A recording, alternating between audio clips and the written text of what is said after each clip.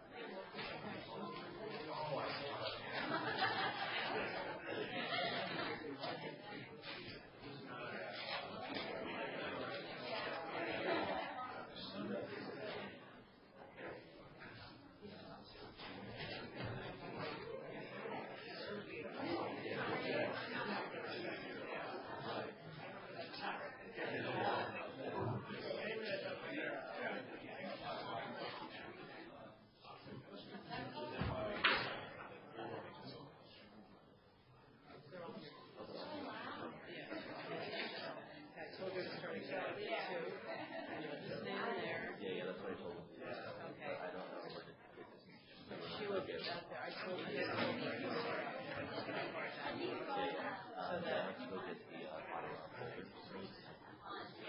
Should be. Yeah.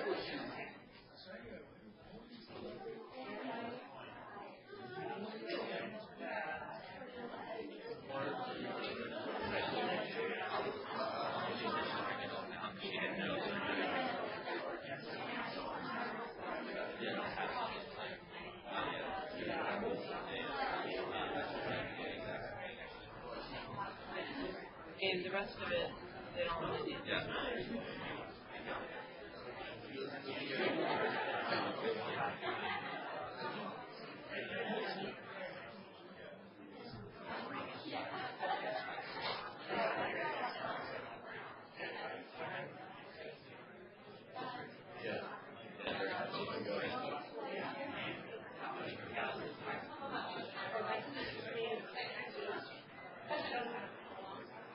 Pharmacy for the weeks.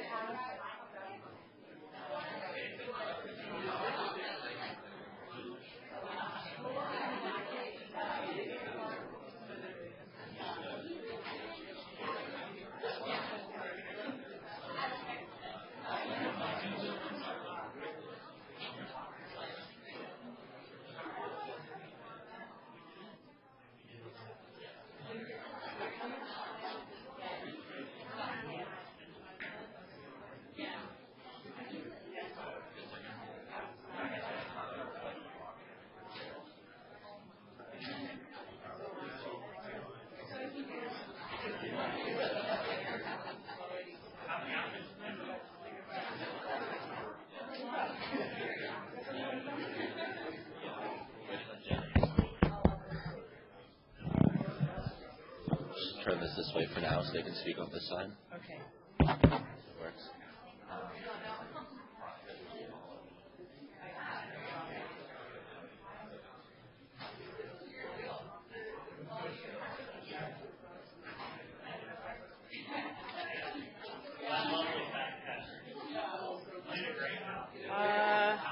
Some of them are with the judges right now, but you know,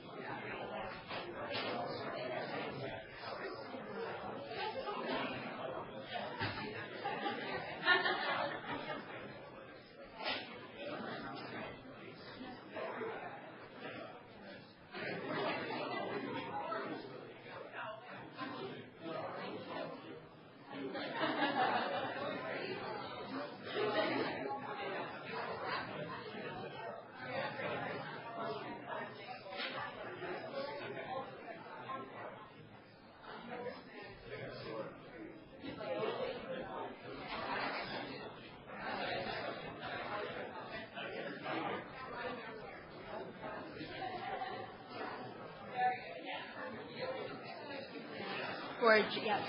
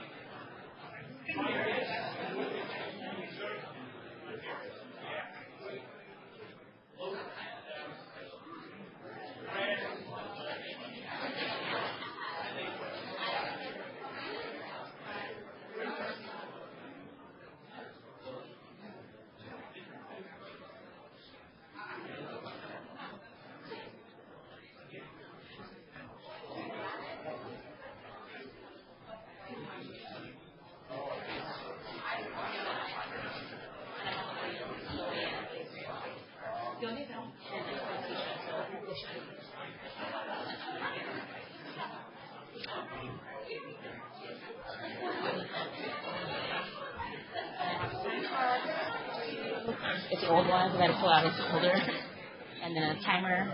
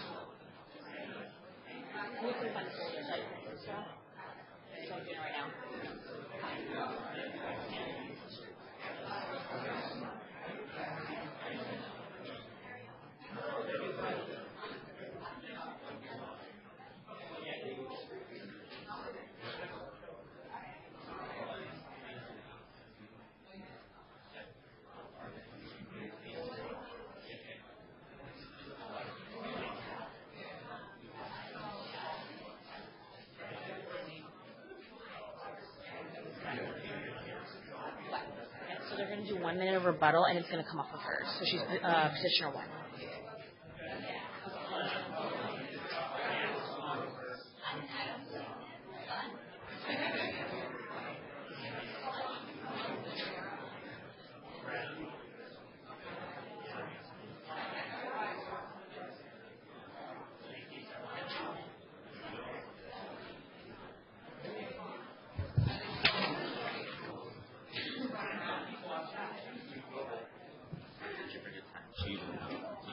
Shoot, no, I forgot.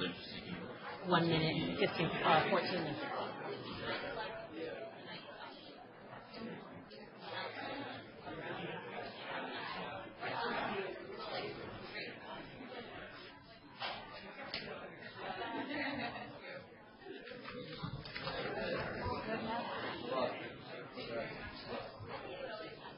Tisha, will you help me?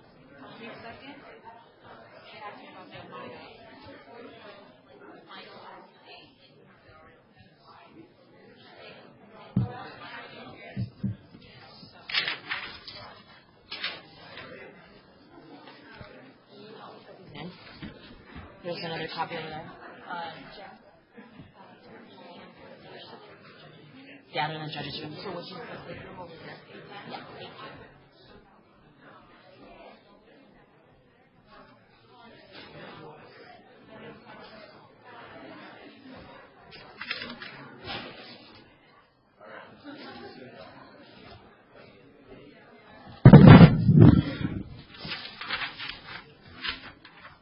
Am I just circling? And filling in their names. Please. Yeah. This one's done. Oh, okay. they're down there.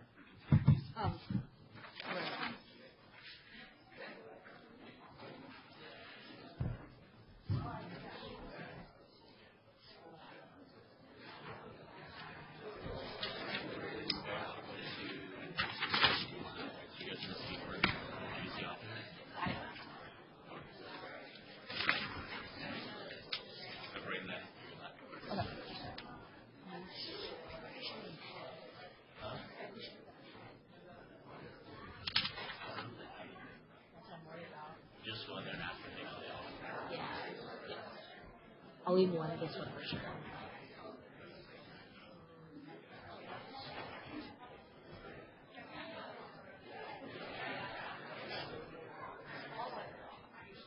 Yeah, that's all we have.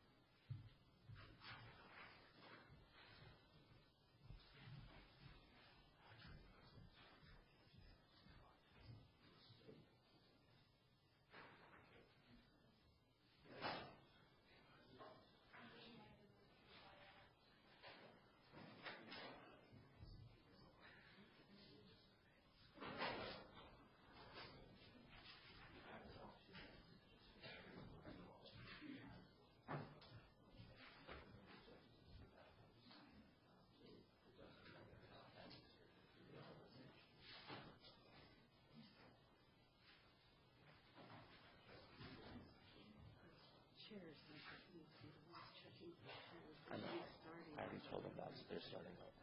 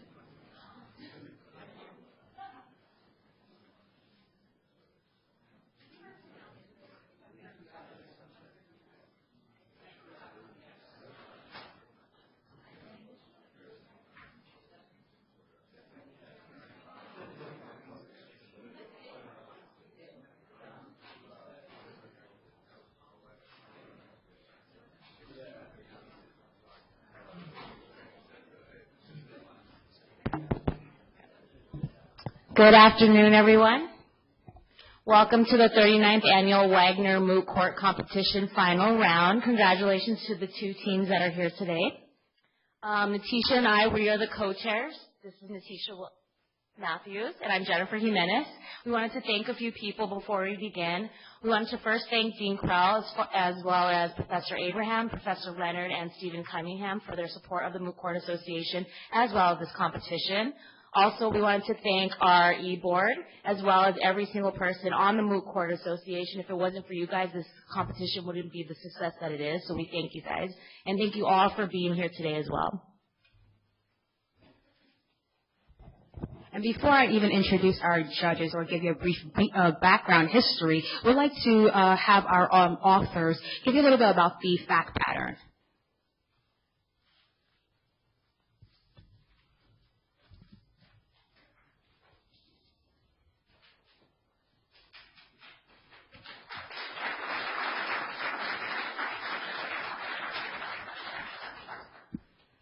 Fazal Oil, Inc. was founded in 1994 by Natisha Fazal, the CEO, and incorporated under the laws of the state of Wagner.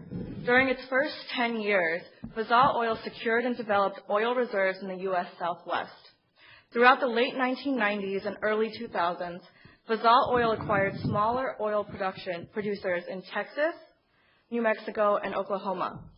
Between 1994 and 2004, Fazal Oil's production capacity increased by 20%.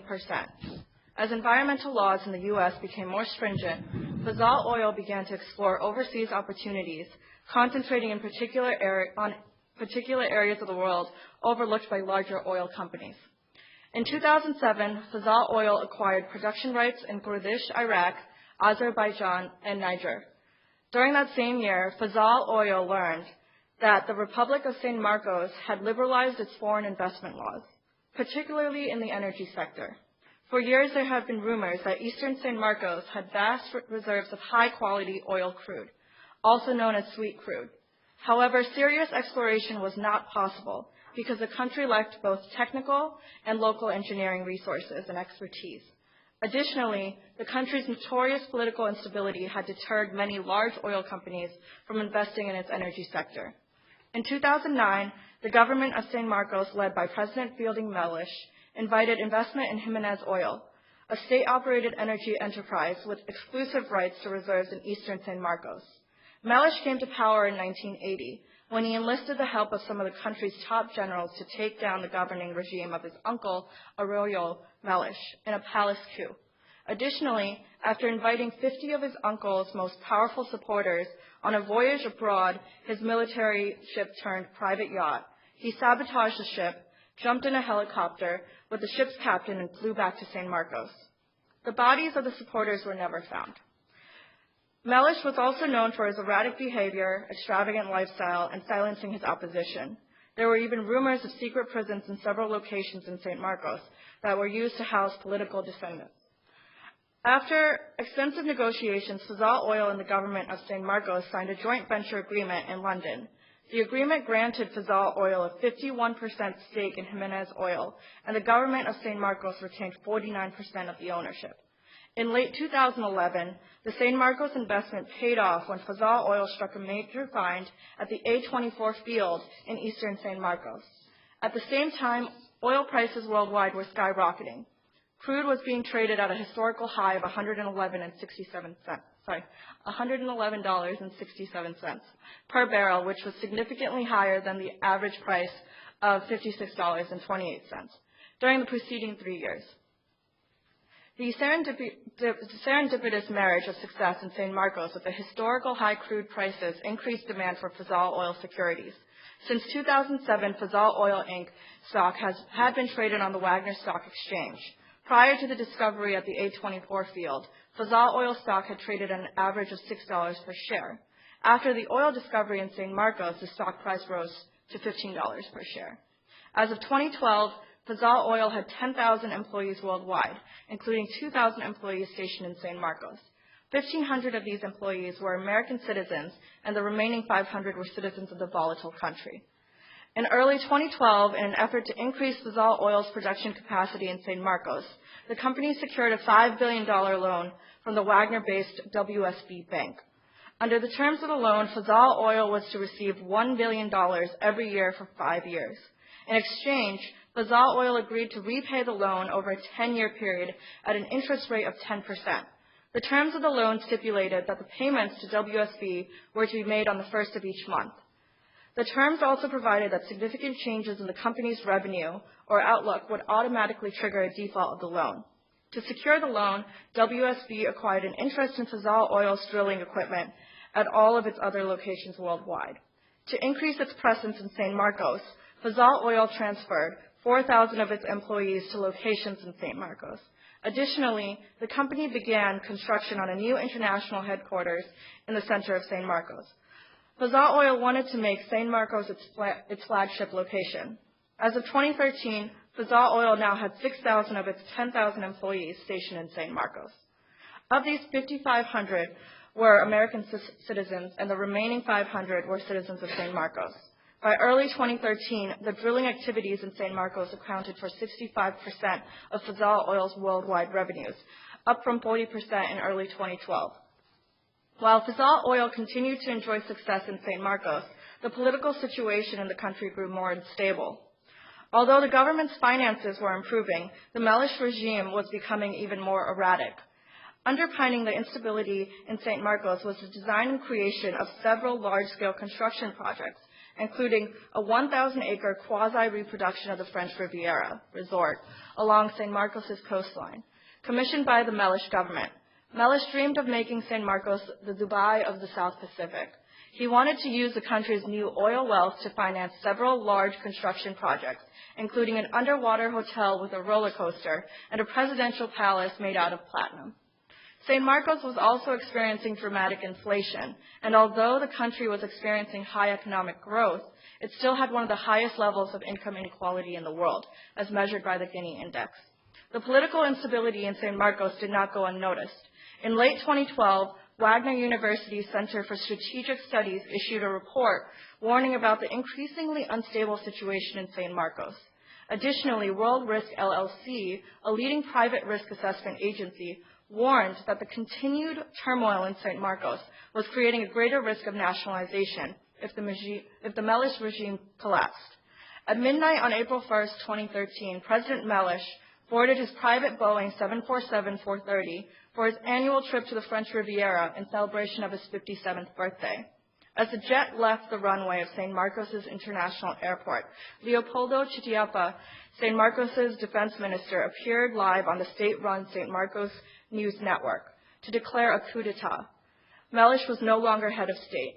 Instead, the nation was awaiting the return of the long-exiled leader of the opposition, Khushbu Bain, who would take the place of the deposed Melich.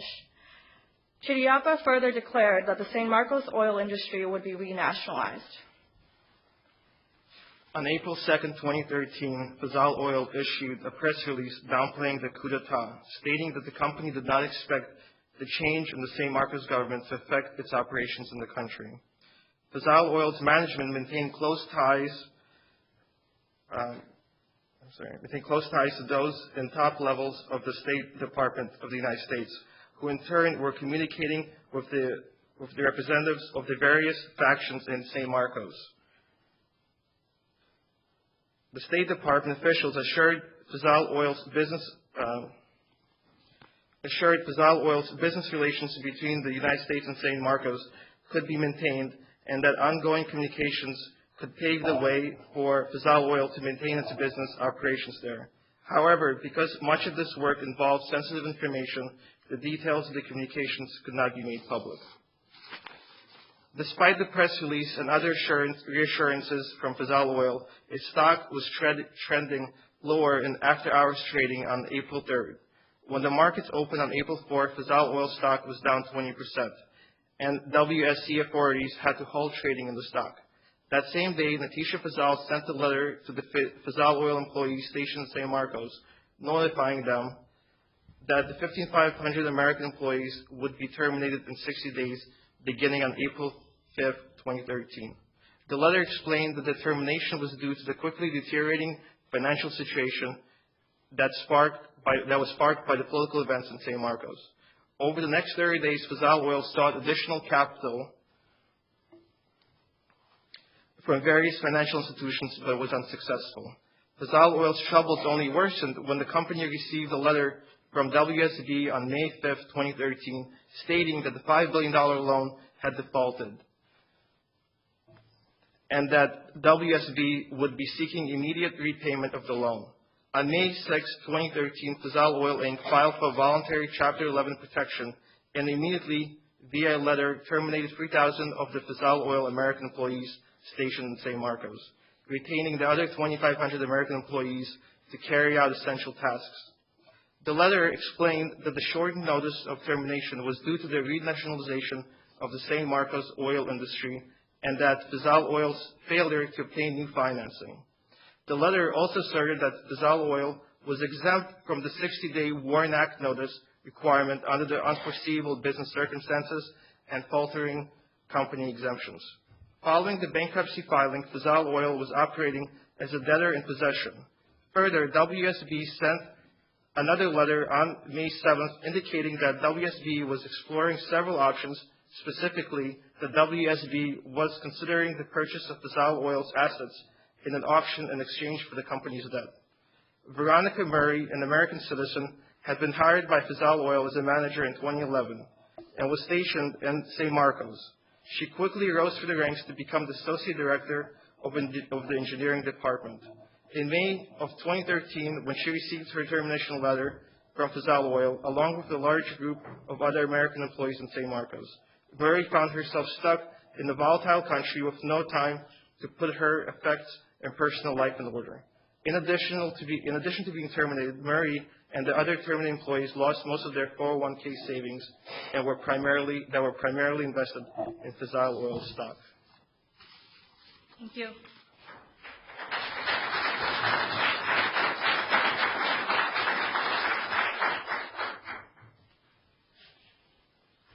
And now I'll give you a little background history of our final round judges. First, René S. Roupinian. She is a partner and co-chair of the Worker Adjustment and Retraining Notification Practice Group at Outten Golden, and is also the firm's member of the Class Action Practice Group. Since 2007, Ms. Roupinian has devoted her practice at Outten Golden to litigating class actions on behalf of employees who were terminated without notice in violation of federal and state Warren laws. As well as Ms. Roupinian has been quoted on her Warren law rights, as well as her cases in media publications such as Wall Street Journal, New York Times, and American Lawyer. Our next judge is the Honorable Judge e.irenas. He will be the Chief Justice today. He is appointed by the former President George H.W. Bush as a federal judge for the United States District Court for the District of New Jersey. Before becoming this judge, he was in private practice working at McCarter and English. Our next judge is Ronald Meisburg, who is currently a partner in the Labor and Employment Law Department and co-head of the Labor Management Relations Practice Group at Proskauer Rose. Before this position, he was a litigator in the United States Department of Labor. Also, he was general counsel to the National Labor Relations Board. Our next judge is our very own Dean Anthony Crowell. He is Dean and President of New York Law School.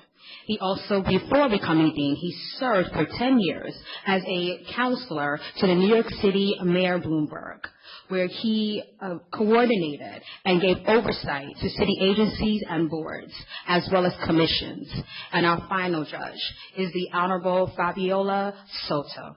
She is currently the acting judge in the New York State Court of Claims. Prior to her position, she served 2 terms as a civil court judge, as well as the New York County Supreme Court. That is our extinguished final round judges for today. Thank you.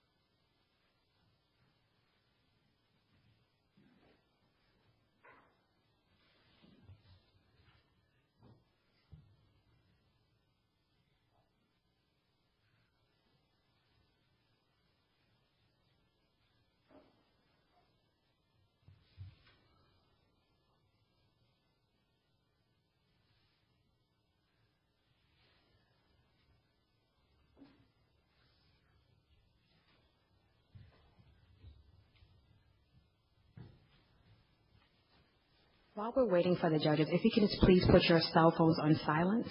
Thank you.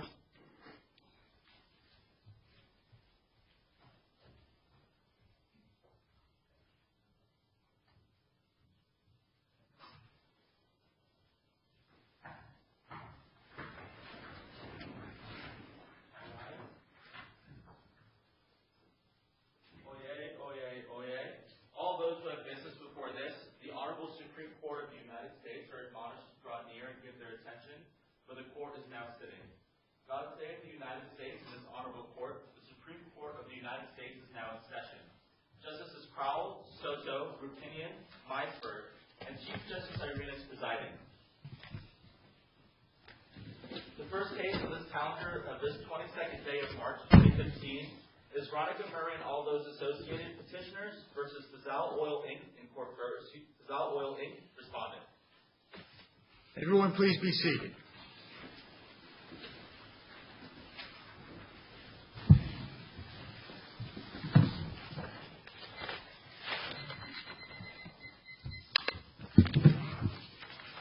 Okay. Will the petitioner step forward?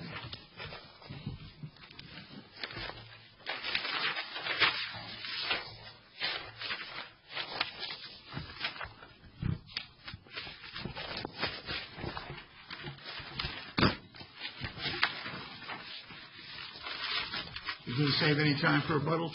Yes, Your Honor. Petitioner respectfully requests 1 minute for rebuttal. Got it. Good afternoon, Mr. Chief Justice, Your Honors. May it please the Court.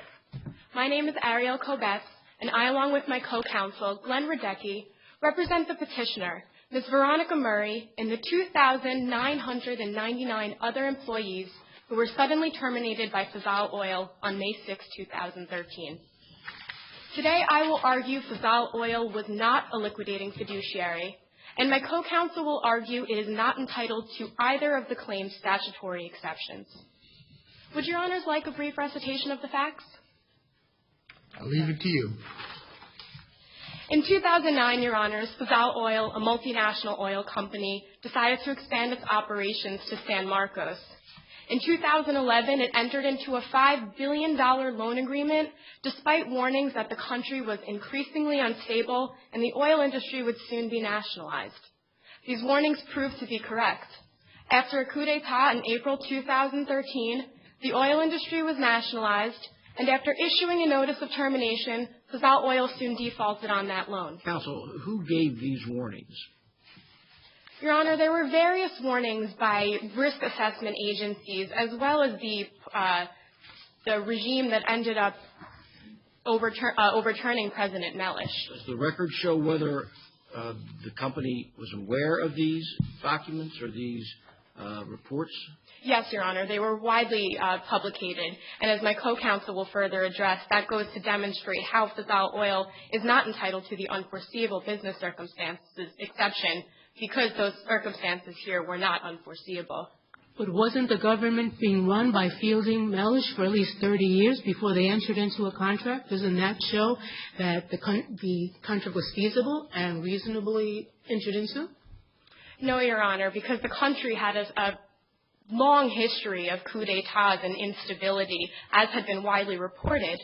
However, to qualify for the liquidating fiduciary exception here, Faviola Oil would have to demonstrate that as of May 6, 2013, the date it terminated the workers at issue here, that its sole purpose was to liquidate its assets and wind down its affairs. This Court should reverse the decision of the Court of Appeals for the 13th Circuit and find that Faviola Oil was an employer subject to liability under the WARN Act for the following two reasons. Well, wasn't it going to be a default where they were going to take all their equipment and they couldn't really proceed anywhere in the world? No, Your Honor, not necessarily. First, Faviola Oil bears the burden of proof in order to show that it truly was operating solely to liquidate its assets, as has been noted by the Fourth Circuit in Local Union 7107 versus Clinchfield Coal Company. Faviola Oil has not demonstrated anything in the record to suggest that its sole purpose as of May 6th was to liquidate its assets. The liquidating fiduciary exception must be applied narrowly in order to comply with Congress's intent and ensure that the purpose of the WARN Act is met here. But the Department of Labor does not take that view. And pursuant to the regulations, it looks like they recognize that exemption. Your Honor, petitioner does not contend that the liquidating fiduciary exception should not exist at all, but rather that the exception must be construed narrowly and only be applied where it is clear from the record that the employer, here Fazal Oil's sole purpose was to liquidate a failed business. If and only if its purpose was to liquidate should the court apply the exception here. What's the relevant point in time, Counselor, that we look at whether or not the company is operating as a business enterprise or its sole purpose is to liquidate? As of the date of termination, Your Honor, which here is May 6, 2013, Fazal Oil has failed to demonstrate that. Counsel, in a Chapter 11 proceeding, where you have lots of unsecured debt, the chances of reorganization is very good because it's very easy to get rid of unsecured debt, and you can improve your balance sheet massively with very little effort. In this case, the debt was secured, and it was secured not only by the assets in San Marcos, but by the assets everywhere in the world. And even in bankruptcy, secured debt tends to be protected. Couldn't we look at this case and say there was really no reasonable chance that this company could reorganize? And therefore, it was really being only operated to have an orderly liquidation. Not under these facts, Your Honor. Fazal Oil filed for Chapter 11 bankruptcy protection, which is commonly used to reorganize. And while it did lose a majority... But it's not only used to reorganize. We even refer to liquidating 11s. I mean, you talk about that. But where the debt is entirely secured debt, we weren't dealing with unsecured debt here. And since bankruptcy does, for the most part, protect secured debt, was there a reasonable chance that the company could reorganize when every little piece of what it owns was basically owned by the lender? Yes, Your Honor, precisely because Chapter 11 allows a company like Fazal Oil to have a moment to breathe and collect itself. And so the lender here, WSB, would not be able to immediately come in and take over its drilling equipment. Well, maybe not immediately, but sooner or later it was doomed to fail because you had at least $1 billion of secured debt. And even where the company outside of San Marcos was operating, all that equipment was there to secure the debt. Yes, Your Honor, but still, Fazal Oil retained the ability to continue using that drilling equipment while the stay was in place, and they still were operating with 35% of its revenue at 6 other locations, as the record indicates at page 1. Fazal Oil not only retained 3,000 employees in San Marcos as of May 6th, but they also retained 4,000 employees at these 6 other locations. So it was able to continue operating its business in order to collect itself and allow for the chance for reorganization. And even if How does it reorganize with all that debt? That's just a word, reorganize. I mean, what was it going to do? Your Honor, Chapter 11 allows the business to try to come up with a plan to reorganize and adjust to the debt. In order to apply the liquidating fiduciary exception, however, petitioner does not need to show that Fazal Oil necessarily had the opportunity to eventually restructure itself or whether liquidation was eventually a possibility. Rather, the burden is on Fazal Oil here to prove that it was unable to do so as of May 6th, and that as of May 6th, its sole purpose was to liquidate. Well, in the United Healthcare case in the Third Circuit, a circuit I'm very fond of, in the Third Circuit, the hospital, which, by the way, I was the chairman of the board of in 1981 and 1982, continued to operate, for a while, but the court held that it just was not going to survive, and that the liquidating fiduciary exception applied. Yes, Your Honor, but those facts are not the facts that Fazal Oil has presented here. Unlike the debtor hospital in Re United Healthcare, which only retained 100 employees in order to help the company wind down its affairs and take inventory of its assets, here Fazal Oil retained 7,000 employees. That's exactly right. Fazal had operations everywhere, not only in the United States, in Nigeria, I think in Iraq. You don't just dissolve a company in 2 or 3 days. No, Your Honor. But still, Fazal Oil would have to show that its sole purpose as of May 6th was to liquidate. It's unable to do so because unlike the debtor hospital in In Re United Healthcare, Fazal Oil, despite the nationalization in San Marcos, was still able to continue its drilling operations at those other locations. But once the secured lender started exercising its rights, which takes a couple of months in bankruptcy to get going, they might not be able to continue in these other locations. Perhaps, Your Honor, but as the court in Law v. American Capital Strategies noted, it is not enough for a company to assert that liquidation is a possibility sometime down the line. In that case, for example, the company actually there made repeated mentions that liquidation was a possibility, noting, in fact, it was an 80% chance of possibility.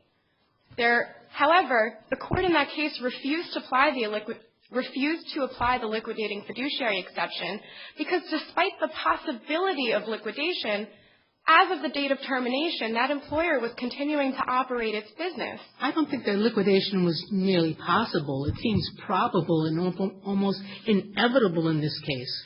Can a company at least have a little sense of hope? Hope springs eternal. They had a little hope. They had a little wish, but they were going down. Counsel, from April to May, in other words, from the time of the original notice to May 5th, I think something May 5th to May 6th, Fazal was trying to get financing, alternate. Did they not search for alternate financing? Yes, it did, Your Honor. And wasn't there a total failure to do that? There was no interest anywhere. Yes, Your Honor. Within those 30 days, it was unable to obtain additional financing. It would have needed financing to be a continuing enterprise, wouldn't it? Yes, but Fazal Oil still had 35% of its capital as of May 6th. But all the assets that created that capital were pledged to the Wagner Bank. Yes, Your Honor. And clearly subject to default. I'm sorry, Your Honor? Clearly subject to default. Well, there is default provisions in the loan agreements. Yes, Your Honor, but still, when Fazal Oil filed for voluntary Chapter 11 protection here, that automatic stay went into place, allowing Fazal Oil to have that chance, that little bit of hope to continue to reorganize. And with that little bit of hope, it cannot assert that its sole purpose was to liquidate a failed business here. And is this a factual issue or a legal one? It's a mix of both, Your Honor. This court must determine whether Fazal Oil has presented sufficient facts here to qualify for the liquidating fiduciary exception. But in bankruptcy, was there a trial? I mean, was there a hearing, let's call it a hearing of any kind, to make fact findings? I didn't find in the record that there were any fact finding done at the level of the bankruptcy court. Yes, Your Honor. The bankruptcy court did find that Fazal Oil did not qualify for the liquidating fiduciary exception. Did it take evidence, on the issue? Was there any depositions, any discovery? Right. The record is unclear to that, Your Honor, but the bankruptcy court, as the appropriate body to determine whether an entity is truly liquidating its assets, did find that Fazal Oil here did not, and the district court adopted that opinion as well.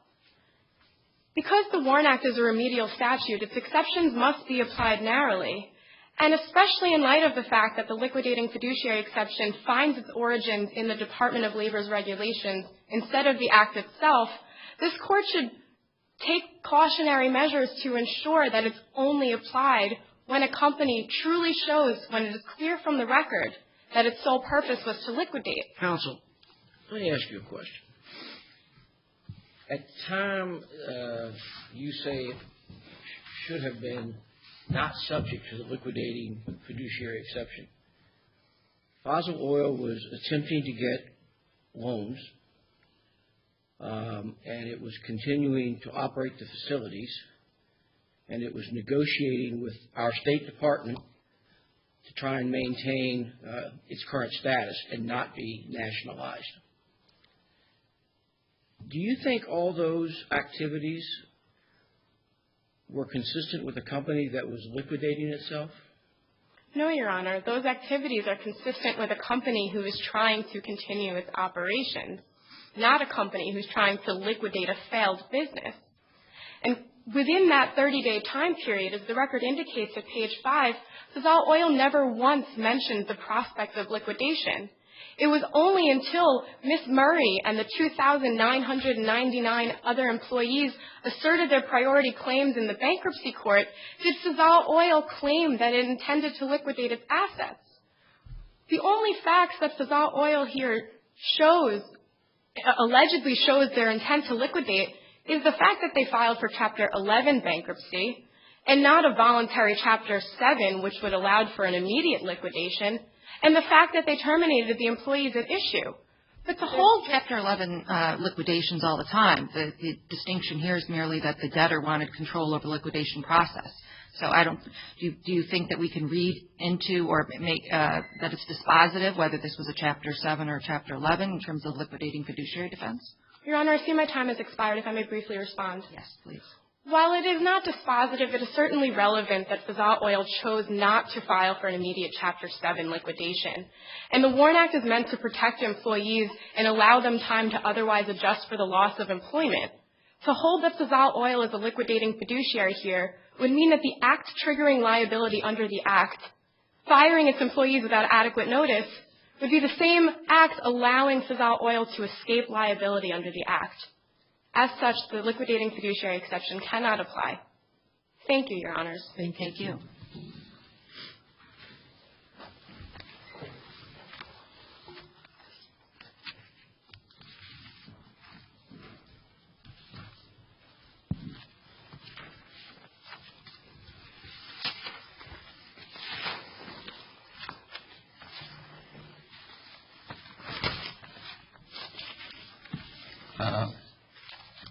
Mr. Radecki, are you reserving any time for rebuttal?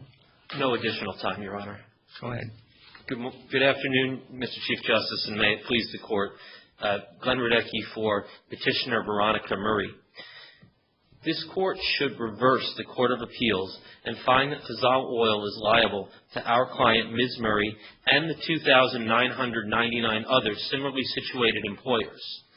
First, because the statutory exception of faltering company is not available to Fazal Oil here because the termination of employees was a mass layoff and not a plant closing.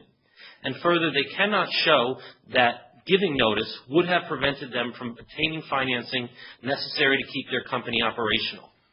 And second, the unforeseen business circumstances exception is not available here because if Fazal Oil had used commercially reasonable business judgment in their operations, they would have foreseen the events causing the termination of these employees. And as a preliminary matter, courts have universally held that these exceptions operate as affirmative defenses, with the burden on the employer asserting them. Well, Counselor, when you read the two notices together, the April and May notice, don't they make out the exceptions? Yes, Your Honor, but merely claiming the exceptions in the notice is not sufficient for this Court to find that they then apply.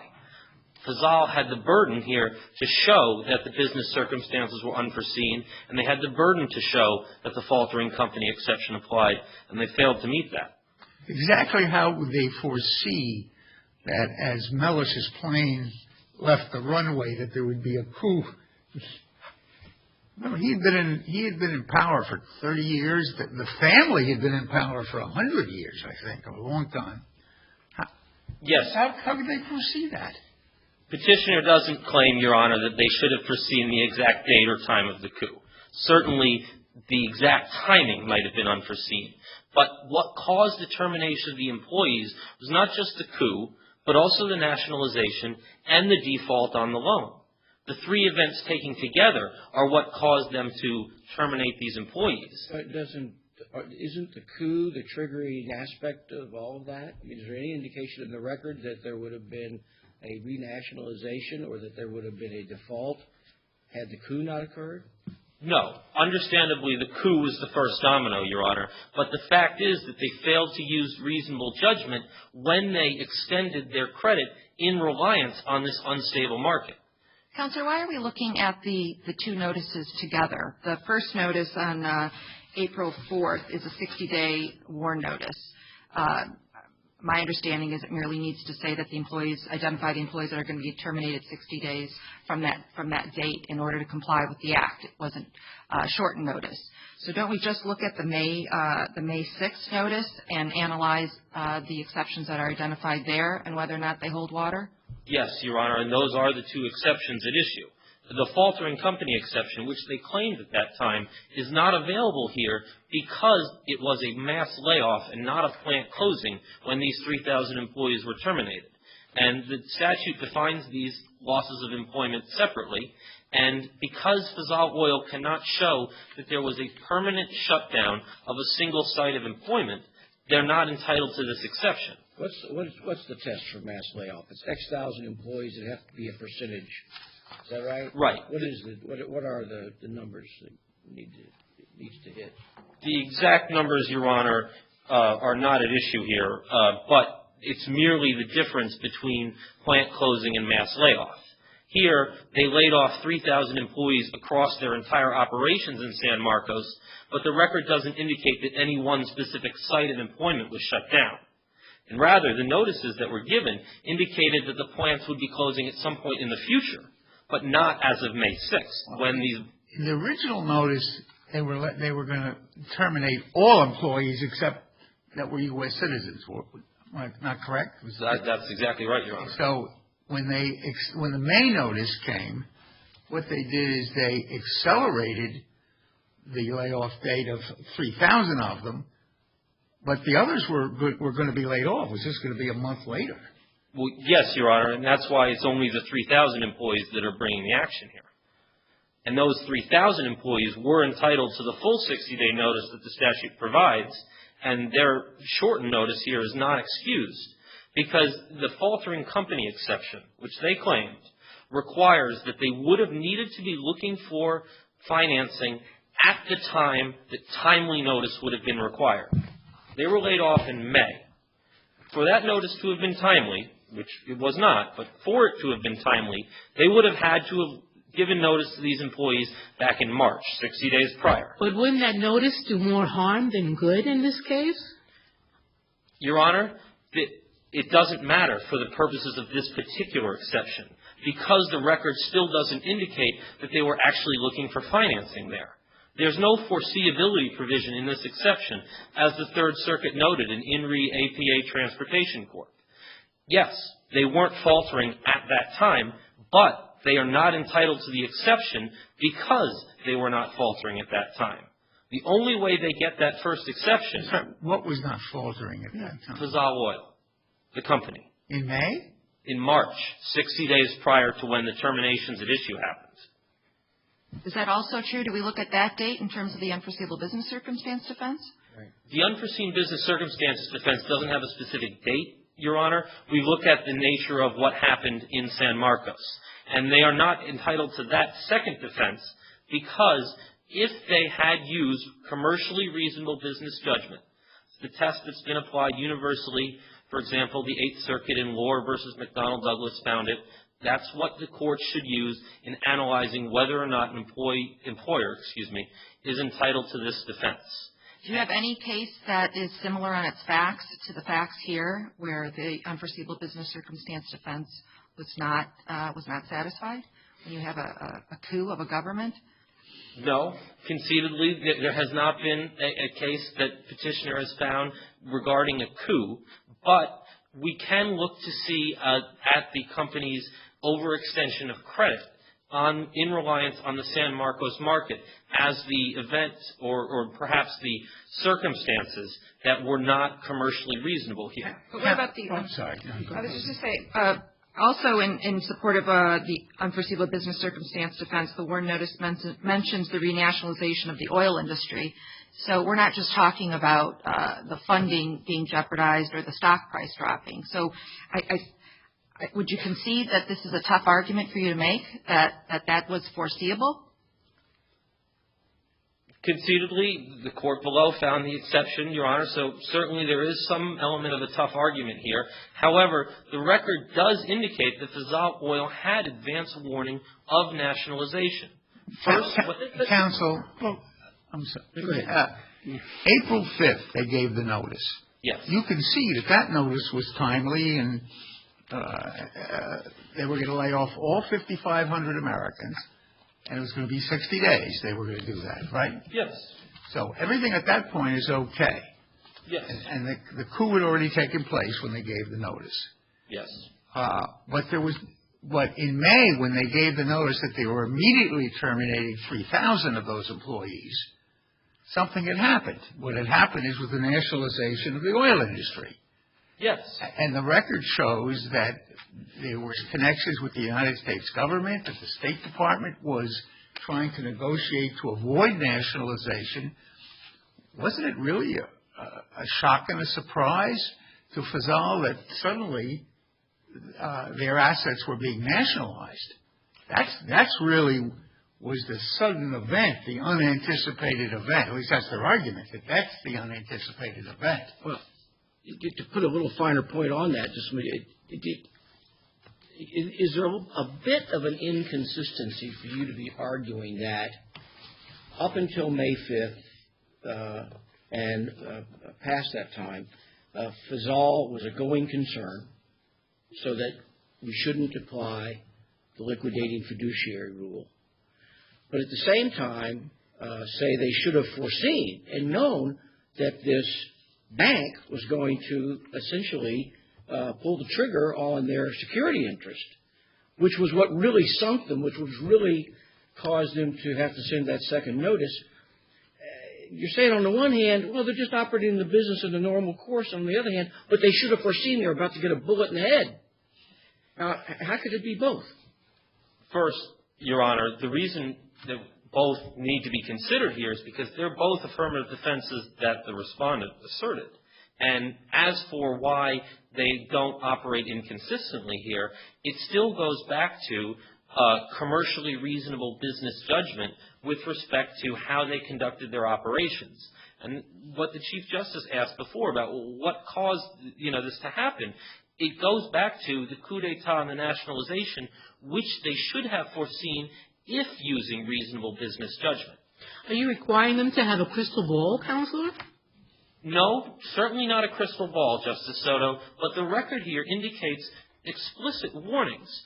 First, when they entered the country for the first time, the opposition leaders advised them they would not honor agreements signed with the Melich regime. Then later, when they signed the loan with WSB Bank, that they were warned independently by people who had no stake in this country at all, that it was unstable, that there was a risk of nationalization, and yet Fazal Oil went ahead and put all their eggs in the San Marcos basket. The WARN Act requires employers to consider their liability to employees. Congress specifically ascribed the risk to employers in this situation. But in that line of thinking, you would have had like a rolling notice going way back, I suppose. I mean, how long had it been since this report was issued? And we're reaching way back beyond any 60-day period that you've asserted should be the period they should have given the notice on. When did the duty arise? Conceitedly, Your Honor, the risk assessment came out a few months before nationalization, not exactly 60 days. And yes, as Your Honor noticed, rolling notices are not are contrary to the WARN statute. And Petitioner certainly doesn't claim that they should have been giving notices periodically. But when they assert that this defense, then the court is entitled to look back to see were their decisions and was their judgment reasonable. And it's because they asserted that defense that the court then can look back and see what was done. They, operating in San Marcos and under the requirements of the WARN Act here, made it necessary for them to consider this when they went ahead and signed the bank loan, the same way that they would consider what their tax obligations might be or what their other obligations might be under various other statutes that a business has to consider every day. There's a lot of economic activity going on here, and you have the extension of the credit. Give us a little more of an understanding of where the defense would be most appropriately used. It's most appropriately used, Your Honor, in cases where something's happened for the very first time, or it happened completely out of the blue, or something where an employer wouldn't know it was coming. The Seventh Circuit applied the defense in the case of Marquette versus Arthur Anderson. It was arising out of the Enron scandal, and the Justice Department indicted the entire company rather than the specific criminally liable employees. And because it was the very first time that it happened, it was something they couldn't see coming, and the defense applied. Or that Lohr versus McDonnell Douglas case, it was a Department of Defense cancellation of a contract when it was the very first time that a defense contract had been canceled, despite the fact that Congress had said it was a defense priority to build the fighter jet at issue. But here, nationalization of oil industry is neither rare nor unique in politically unstable countries. And 6 months before they knew that the country was unstable, they took the loan out, the $5 million loan. Doesn't that show that they were optimistic at that point? And WSB gave them the loan. Yes. And then it was only 6 months later that everything went downhill? Optimistic, yes, Your Honor, but unreasonably optimistic. They put too much reliance on the unstable market, so that when nationalization occurred and when they were removed from operations in that country, they were unable to continue paying their employers. They came before the court, the bankruptcy court obviously first, and said, we can't meet our obligations under the WARN Act. We want to be excused. But their commercially reasonable business judgment indicates that they should have foreseen the events leading up to the termination. What about the banks? I mean, they were willing to lend them the $5 billion, the bank. Yes, but did they exercise? Do you have any argument that they too exercised bad judgment? Or is there an argument the other way? The fact that a bank was willing to make this loan certainly indicates that they didn't see the kind of problem you say the Faviola oil should have seen. Perhaps to the contrary, Your Honor, the extremely favorable terms of that loan, if I may conclude, the extremely favorable terms of that loan and the easy default provisions, in fact, indicates that the bank perhaps did consider that risk, unlike the employer. Thank you, Your Honor. Thank you. Thank you.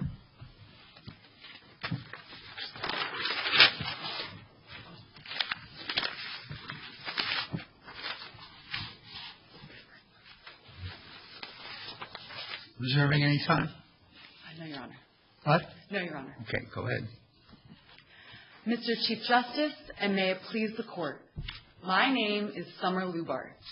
My co-counsel, Mr. Brad Wasp, and I represent the respondent, Faviola Oil, in this case. I will show that Faviola Oil was not acting as an employer under the WARN Act, but instead as a liquidating fiduciary when it terminated a group of employees on May 6, 2013.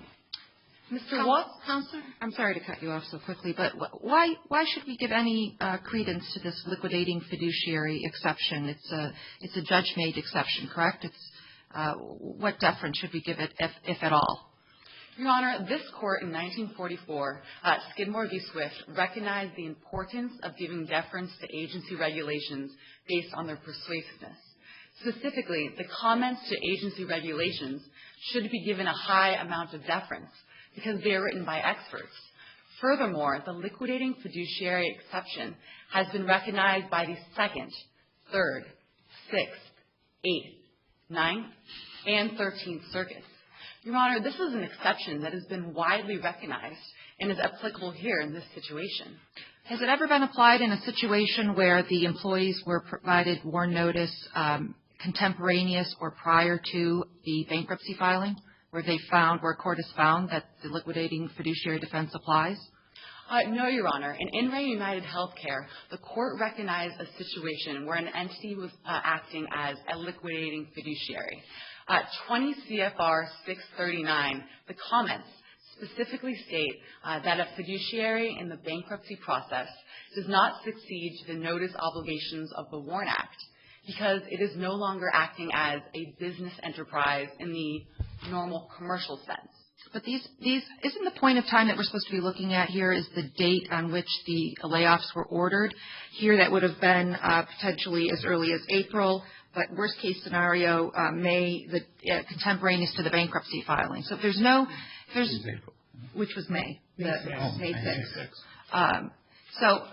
I have a real problem with this because I think you would agree that the policy behind the WARN Act is to provide protection to the employees, to construe any exemptions narrowly, and in favor of protection to the employees and so forth. And so essentially what you're arguing before us today is that we should stretch this judge-made exception to include layoffs without 60 days notice that have occurred or been ordered contemporaneous to the bankruptcy filing. Your Honor, you are correct. The time of the termination of employees is the date when we should consider.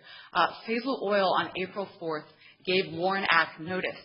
Then, for that entire month, between April 4th and May, they attempted to obtain financing, as the record states on page 5, from various financial institutions. This is an organization that did not want to give up on their employees. They wanted the employees to keep their jobs. So what they did was they gave the WARN Act notice, and then they searched for financing vigorously for an entire month. However, after WSB Bank recalled their $5 billion loan, they knew they were not going to survive. Your Honor, this was a doomed company. It was bound to fail. But even as of May 7th, the next day, weren't they negotiating with the bank regarding purchase of assets as continuing to run the company? Your Honor, on page 20 of the record, WSB Bank states that it was unclear if it would even attempt to reorganize the operations going on in other parts of the world. Your Honor, as noted by Justice Roupinian, the date of the termination is the date that we need to look at. So as of May 6, 2013, this was an organization that was operating on only... So the date of termination was what, in your mind? May 6, 2013. Was it April? I thought in April they gave notice that they were going to terminate all employees, or all the American employees, the 5,500 Americans or 5,000 Americans. Your Honor, they gave that notice in April.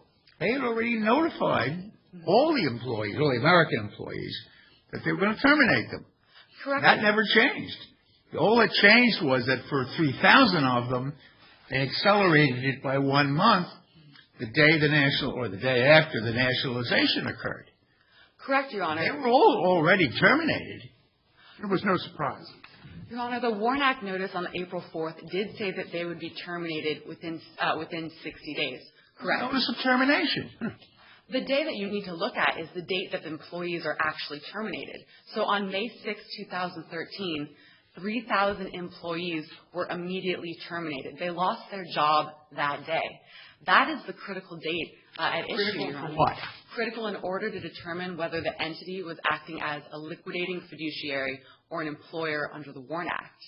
In Re United Healthcare, the Third Circuit, the court recognized a test in order to determine whether an entity was acting as a liquidating fiduciary in the bankruptcy process that does not secede to notice obligations, or an employer under the WARN Act that does. The test is the more closely an entity's activities resemble those of a business operating as a going concern, the more likely it is that the entity will be considered an employer under the WARN Act. But isn't this case factually distinguishable from United Healthcare? In United Healthcare, they gave up their license to operate. They had moved all of the patients to other hospitals. This has all occurred prior to the ordering of the layoffs, correct? Your Honor, in this circumstance, it's very factually similar to In Re United Healthcare. So In Re United Healthcare correctly was a hospital. So what they did is they realized that they could no longer operate. They surrendered their certificates of need and then terminated a large group of employees while retaining another group of employees to carry out essential tasks, such as securing the facility and cleaning the facility. In this circumstance, Leopoldo Chipiata specifically stated that the oil industry in St. Marcos would be renationalized. On April 30th, were they a liquidating trustee on April 30th? On April 30th, Your Honor, they were still acting as an employer. They were searching for financing. They were looking to see what they could do. So from the April notice till the day before May, when the nationalization took place, you would say they were an employer. Well, Your Honor, it's necessary to look at the whole Am I month right of just to April. answer that question? Yes, Your Honor. And so in one day, they went from an employer to a liquidating trustee, and the event that, in your view, created that was the nationalization. Well, Your Honor, in fact, it's the day of May 5th. You see, on May 5th, WSB Bank recalled their $5 billion loan. And they secured this loan, Faviola Oil did, with the equipment that the company used all across the world in order to drill oil. But the effect of it, we don't know, Judy. You're saying in one day, literally the day it was nationalized, they went from being an employer to being a liquidating fiduciary. Well, not exactly, Your Honor. After April, it became clear that this was an organization that was doomed to fail. So after they searched... What made it doomed to fail? Was it the nationalization? Your Honor, it was a combination of both. It was the fact that this was an industry that could no longer operate in the normal commercial sense. Then why did you file a Chapter 11 instead of a Chapter 7? Your Honor, as noted in In Re United Healthcare of the Third Circuit, it does not matter what type of bankruptcy that is filed. What matters is the activities that are going on at the time of the bankruptcy. Activities and the intent of the enterprise, yes, I agree. But wouldn't that show that they wanted to continue? And weren't they operating for the benefit of their creditors? Weren't they continuing to operate to protect their assets for the creditors? Your Honor, at that point, they were acting as a liquidating fiduciary. They, at that point, had no hope of continuing. Additionally, no hope of continuing. Even with nationalization, the government, the new government, if you will, needed employees, they needed rigs. They could have made a deal with the country to even nationalize. And wasn't WSB Bank trying to work out a solution? To answer your question first, Mr. Chief Justice, Faviola Oil, at that time, they were acting trying to figure out what they were going to do, but it was clear that they were acting on only 35% of their revenue, with suspended stocks and a defaulted $5 billion loan. This is a circumstance where it's inevitable that they're not going to be able to pay this loan back. What made it inevitable, you're saying, is the nationalization, because you've said that before nationalization, they were acting as an employer on April 30th or May 1st. So you're saying the second they nationalized, that fact all by itself turned them from an employer into a liquidating fiduciary. No, Your Honor. It's necessary to look at all of the factors that are going on. So if you have an entity that has secured all of its loan with the machinery that is used worldwide to drill oil, and they are not able to pay back their loan, this means that they're not going to be able to continue. Your Honor, this is a situation where the entity... Focus. It has to be the sole, isn't the sole purpose of liquidating? Isn't that the test if we're going to adopt this liquidating fiduciary defense for the first time? You'd have to be able to show from the record that the sole function of the entity at the time that the layoffs were ordered was to liquidate. And doesn't the record reflect that the 2,500 or so employees that were retained were still carrying on essential tasks to the company? Yes, Your Honor. On page 5 of the record, it states that the Faviola Oil employees that were still in St. Marcos were carrying out essential tasks. However, Leopoldo Chipiata specifically stated that the oil industry would be renationalized. So if the oil industry would be renationalized, it's unreasonable to expect that the essential tasks that the employees were doing were drilling oil. Furthermore, in Emory, just been taking care of oil that was in the pipeline that needed to be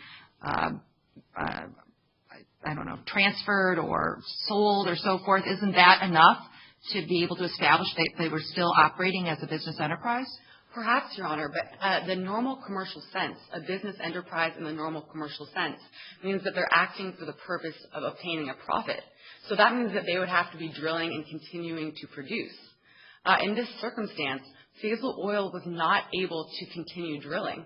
In Emory United Healthcare, the court in the Third Circuit recognized that the... Is that the test, that they have to be taking actions to create a profit? The test is they have to be acting as a business enterprise in the normal commercial sense. Is business enterprise defined by the Act? No, Your Honor. The definition of a business enterprise is not defined by the Act, which is why it is appropriate to look to the Department of Labor's regulations, specifically 20 CFR 639, which gives a proper explanation and interpretation of how the WARN Act should be interpreted. Your Honor, this is an organization that is very similar to the organization in Century City Doctors Hospital, where an entity decided that it was no longer going to be able to stay afloat, so it filed for bankruptcy, and then decided that it needed to wind up its affairs, so it took several actions after filing for bankruptcy that allowed it to do so. In this circumstance, it's very clear that the same thing occurred here. Faisal Oil was no longer acting with a great amount of revenue. They were only acting with 35% of their revenue. Additionally, the record does not show that any of the locations anywhere in the world were continuing to operate. On the contrary, page 1 of the record states that Faisal Oil was moving into other countries such as Niger, Azerbaijan, and Kurdish Iraq. It says that they acquired production rights, but there is nothing in the record to suggest they were drilling oil and that they were actually obtaining a profit from those sites. What about the State Department's intervention? Your Honor, the State Department's intervention was very important through the month of April. This organization relied on the State Department. However, after an entire month of trying to negotiate an agreement so that this thing would work, the State Department was not able to do anything in order to help Faisal Oil. It was at that point that the oil industry had renationalized, that they had a defaulted $5 billion loan, that they were going to lose all of their assets, specifically their drilling equipment in all parts of the world, if they were not going to be able to continue. Your Honor, it seems as though Faisal Oil is an entity that is doomed to fail. Additionally, the legislative history makes it clear that the exceptions that are enumerated throughout the WARN Act are meant to be examples. Specifically, the legislative history on July 6, 1988, by Senator Tom Harkin, the chief sponsor of this bill, specifically states that the exceptions within the WARN Act are meant to be illustrative and not exhaustive. These are factual situations where the WARN Act would not apply. However, they're not meant to be applied rigidly. They're meant to be applied flexibly. Well, I have to say, I read that, and I was a little shocked. Because I think what he means is they kept offering examples of a faltering company or a unforeseen business circumstance. And I think Senator Harkin was saying, we don't need a bunch of more examples to try to fill in what these two are. I don't think he was talking about, and by the way, anybody out there want to make up some new exceptions, feel free. There has to be some kind of break on when these kinds of exceptions can be created. Yes, Your Honor, which is why, we have a brief moment to continue, which is why why Congress relies on the Department of Labor in order to determine how the WARN Act should be interpreted. Your Honor, it's for these reasons this Court should affirm the 13th Circuit. Thank you. Thank you.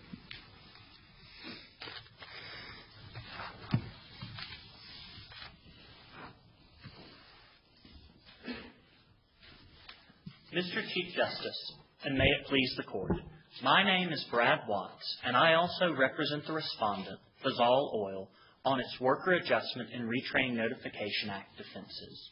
Your Honors, this Court should affirm the 13th Circuit for two reasons. First, our company was in a financially distressed state from April through May 2013 and can meet each and every element of the faltering company exemption. Second, the events of April 1st, 2013 were totally unforeseeable, and no reasonable and similarly situated employer could have foreseen those events. You could not foresee that the president of this country was a little wacko? Justice Soto, we do not contest that the... It looks like Woody Allen. Justice Soto, we do not contest that the Melech regime was erratic. Anyone thinking they are Batman surely is erratic. But the standard is not whether a person in general is erratic. It's not whether there is a possibility something could occur. Instead, every circuit which has articulated the standard for reasonable business judgment has said that the issue is when is the event a probability? When does that event become probable? Well, Ms. Bain was always in the background, saying that no matter what happened, you were going to get nationalized. Your Honor, the petitioner's contentions that Ms. Bain has made numerous statements is simply incorrect. The record only indicates that Ms. Bain made 3 isolated statements over a 33-year period from a location 3,000 miles from the Republic of San Marcos. Such isolated and attenuated statements are not enough to make a revolution more than 33 years after an individual comes to power. But weren't they ripe for a revolution? No, Your Honor. There was no facts in the... Disparity in income. Your Honor, you are correct. The 2 isolated newspaper reports the petitioner points to indicate that there was income inequality and unemployment. But these reports never specify that a revolution is imminent, that it is forthcoming, that it is likely, or that it will occur in the next 6, 7, 8, or 9 months. All they simply state is that San Marcos has general economic problems. That is not enough to put a reasonable oil company on notice that a revolution is foreseeable. Well, no other company would have invested in this market except you. No, Your Honor. That is, respectfully, that is not our contention. If we look at the record, the petitioner has contended that no other oil company would touch San Marcos because of its general volatile history. But that is not correct. The record indicates that was one factor. But that factor was conditioned also on the fact that San Marcos, for almost 29 years, had been a colonial wilderness with little infrastructure, and that the state had not allowed companies to invest in their oil industry. By 2007, that infrastructure issue had presumably changed. The state was allowing and inviting companies to come in. The standard is not whether we made a risky business decision. As the Eighth Circuit noted in United Steelworkers v. U.S. Steel Corps, if you penalized a company for making risky business decisions and used that as the standard for the exemptions, businesses simply would not make decisions. Instead, the standard is whether we acted reasonably as a commercially and similarly situated employer would have acted. And we have done so. Large multinational oil companies routinely invest in some of the most volatile and erratic regions on the planet. For example, Sister 7 oil companies routinely invest in nations like Yemen, Oman, Iraq, Jordan, nations that are plagued by economic inequality and political instability. That is not enough, particularly when we look at the scant evidence on the record. The petitioner has also cited multiple times to Lauer v. McDonnell Douglas Corps, and that is an appropriate citation, for as the Eighth Circuit noted in that case was driven by one issue, political decisions. The Eighth Circuit noted that when a political decision is involved, that is the hallmark of unforeseeability, because politics, by its very nature, is not predictable. That case involved a government contractor who is engaged in a defense fighting contract. And over several months, the government had generally complained about issues in the contract. However, ultimately, a political decision had been made by bureaucrats in the Department of Defense and the House and Senate Armed Services Committee. Counsel, assume the facts were that everything is in the facts, but with one exception, that there was no nationalization. In other words, in April, they gave notice that they were going to terminate in 60 days the 5,500 employees. Then they filed bankruptcy in May and shortened the notice period for 3,000. But there was no nationalization. Everything else was the same. What would the unforeseen business circumstances have applied then? Yes, Mr. Chief Justice, because as the petitioner conceded and as several of your honors noted, the triggering event was the coup d'etat of April 1st. That event... Your position is that once the coup d'etat came, that exception applied? Yes, Your Honor, because the coup was unforeseeable under the probability standard. But coups don't always end with companies going out of business. Coups all the time, and foreign companies continue to operate and continue to...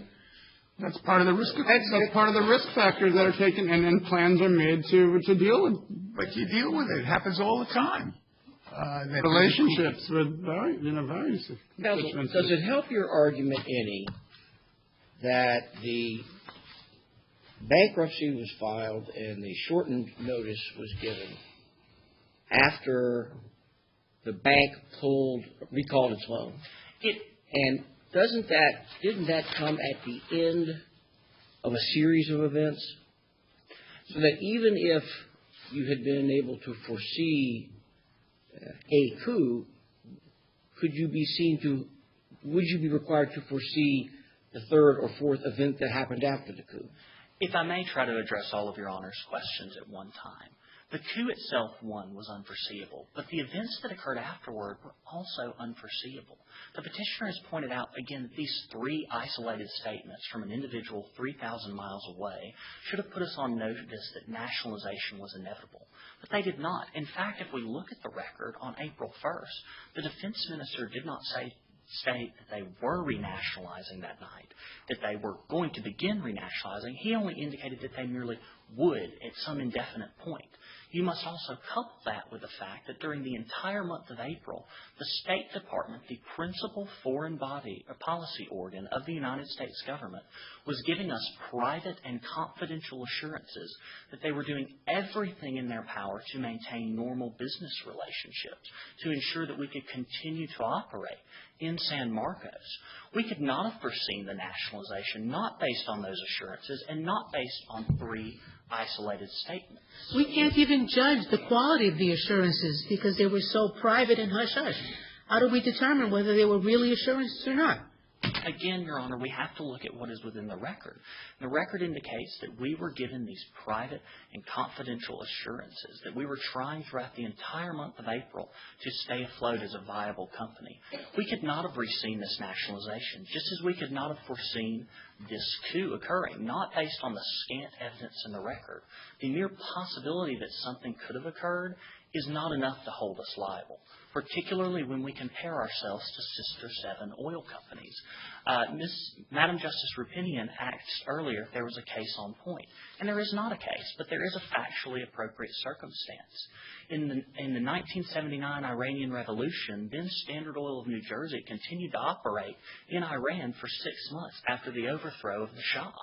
If they did not act unreasonably in that case, when the Ayatollah was stating very clearly nationalization was forthcoming, we surely cannot be held to a higher standard based on this scant evidence. Does it help your case any, or what is the impact on your case that they did not call the loans, the bank didn't call the loans until May 5th, I think, May 6th? I think, if anything, Your Honor, that indicates that the nationalization of May 5th was also not foreseeable. The bank had a worldwide interest in our equipment and had a $5 billion loan at stake. If they thought nationalization was imminent and foreseeable, surely they would have taken some action. But, Your Honors, even if you were inclined to hold that my company is not entitled to the unforeseeable business circumstances exemption, we are entitled to the faltering company exemption. Counselor, the petitioner argued that we shouldn't even be discussing the faltering company exception because this was a mass layoff and not a plant closing. What is your response to that? Respectfully, Justice Roupinian, that contention is incorrect.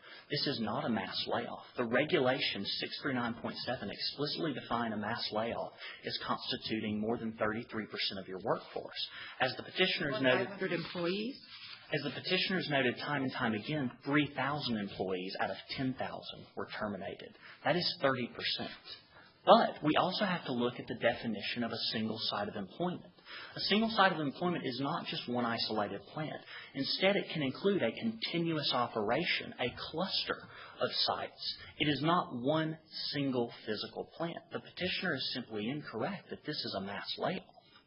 The petitioner has also pointed out that some strict requirements should be read into the first element of the exemption, the 60-day notice requirement, that would require a company with 60 days foresight to know that it was going to go bankrupt. However, the case they cite to, in re APA transportation consolidation litigation, is inappropriate. In that situation, the court was considering the faltering company exemption on the basis of a foreseeable event. However, they specifically reserved judgment as to how they would apply the faltering company exemption in light of an unforeseeable circumstance to another date. Two courts, however, have considered the faltering company exemption in light of unforeseeable circumstances. Carpenter's District Council of New Orleans v. Dillard, and in In Re Old Electra Alloy Corps, the courts have held that such a strict application to require 20/20 foresight that bankruptcy could occur at any time is too narrow. It defeats the entire purpose of the exemption, and it leads to something the WARN Act was never intended to do. Rolling notice. The regulation itself says that we're supposed to look to the point in time when the 60 days notice would have been required to determine whether or not the employer was actively seeking business or capital. You're saying that that's not accurate, that case law says otherwise? We should disregard the regulation? Your Honor, our contention is that if we look at the cases that have applied that exemption in light of circumstances that are not predictable, we can see that such an application not only defeats the entire purpose of the exemption, which, as my co-counsel noted, are meant to be mere illustrations and guideposts, but it also leads to the rolling notice problem. We don't want employers to give rolling notice every 60 days simply because there's a chance in 20/20 hindsight that they could have been bankrupt at that time. What about the adequacy of the notice? If we're looking at the May 6th WARN notice in support of the faltering company defense, do you think the notice is adequate? Does it provide a brief statement in terms of what the company was doing to try to obtain capital, or is it just use sort of the buzzwords? Justice Roupinian, that notice is adequate, and it's adequate for several reasons. First, it does not contain a mere parroting of the statutory language. It does state the exemptions, but then it gives specified facts. It says we're claiming these exemptions because of renationalization, a freeze in our stock trading, and because of the calling of the loan on May 5th. All that is required is a specific set of facts. Those facts were given in that May notice. But in addition, we also have to look at the notices in conjunction. In Allercorn v. Keller Industries, the Ninth Circuit indicated that when there are multiple notices, they should be read together.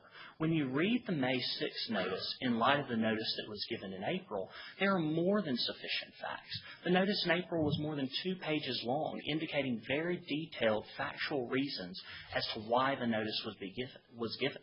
The notice is legally sufficient and is not simply a parroting of statutory language, as the Southern District held inappropriate in Grimer v. Lord, Day and Lord. We also, Your Honors, can meet the remaining elements of the faltering company exemption. There was a good faith reason for not giving earlier notice. As the Court noted in In Re Organogenesis Inc., when you're dealing with a workforce that has technical skills, that is specialized in an industry that is technical and specialized, if you give earlier notice than is possible when you're seeking financing, and you give that earlier notice, it can cause employees to flee your company and can, to quote that court, be the nail in the coffin to your financially fragile company. Finally, Your Honors, it's important to recognize that there is one thing pervading this entire case, and that is good faith. Every court which has considered the WARN Act has noted that when an employer tries in good faith to comply, but they are simply unable to do so for reasons outside of their control, they should not be penalized for technical or trivial defects. In this case, we acted with good faith throughout this entire process. Are you conceding there were technical defects? No, Your Honor, not at all. But what we are saying is that throughout this entire process, we acted in good faith. We gave notice immediately after the 2 events in question that ultimately led to our collapse. We were trying our best to protect our employees. I just want to go back for a moment, Counselor, to the faltering company defense. I think that that's probably your weaker argument. I would concede that you probably have a stronger argument on the unforeseeable business circumstance defense. With respect to the faltering company, don't you have to meet every criteria, all of the factors of the regulation in order to satisfy the faltering company defense? And here, is there any evidence in the record that additional capital or financing would have been jeopardized had you provided notice to the employees? Given particularly you're talking about good faith, but the exceptions are to be narrowly construed in favor of coverage to the employees, correct? That's the policy behind the statute. So shouldn't we be holding you to a high standard here in terms of this defense? Mr. Chief Justice, may I have a brief moment to answer and then conclude? Yes, go ahead. Thank you, Your Honor.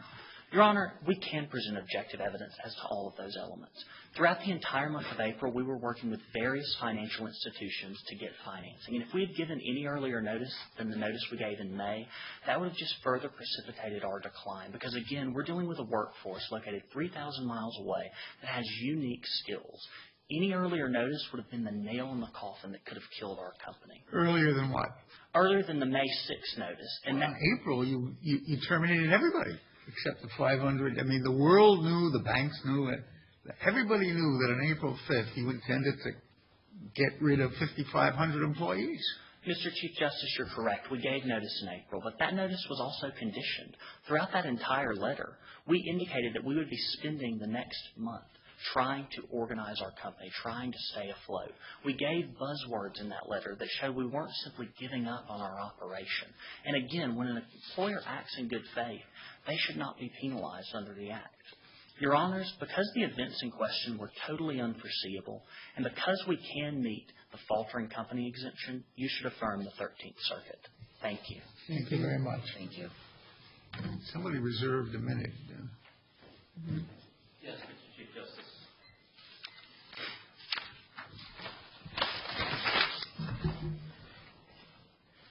Your Honor, the Respondents' Counsel both came before this Court and made references to what was not in the record, telling us that there was nothing in the record about what the Fazal Oil's production in other countries other than San Marcos were, or telling us that the record had scant evidence about what the instability or infrastructure issues were in San Marcos. This Court must remember that these exceptions were claimed by the Respondent with the burden on the Respondent to prove these exceptions. Claiming that the record is insufficient merely underscores the fact that they are entitled to neither the unforeseen business circumstances or faltering company exception, and that they are not entitled to show that they were a liquidating fiduciary. Thank you, Your Honors.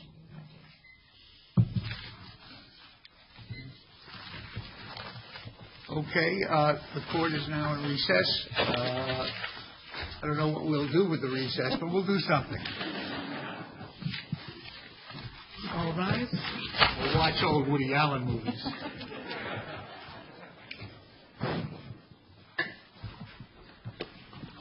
Jeff.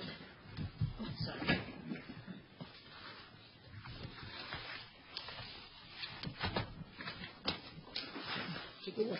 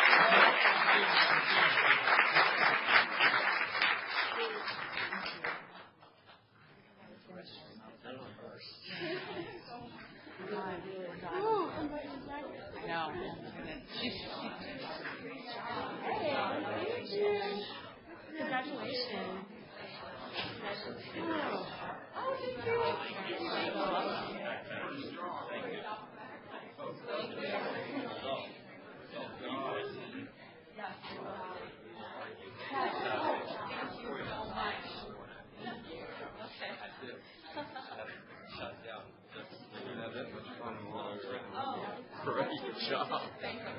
Oh, terrific job. Pleasure. They were amazing.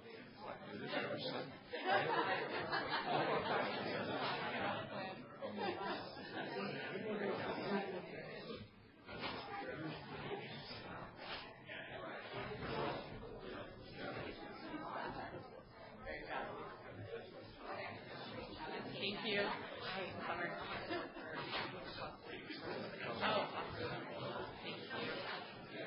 Yeah, sure. We're waiting for our third. Sure, definitely.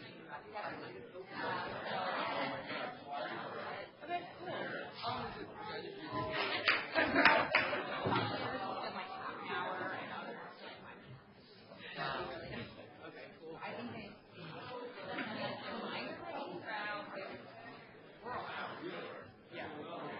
The answer is I take as much time as over. Yeah, exactly. That was not my own.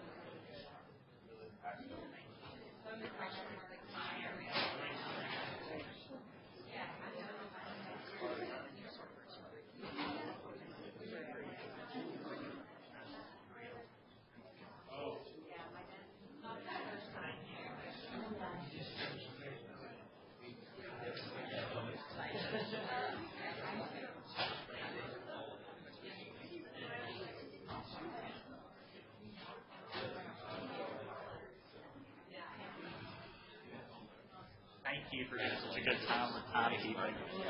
You did wonderful. I have a slight blindness in my right eye peripherally, and I was thinking, oh, God, I'm not going to be able to see him. But you did it. You did it. You kept me on point. Thank you. I appreciate it.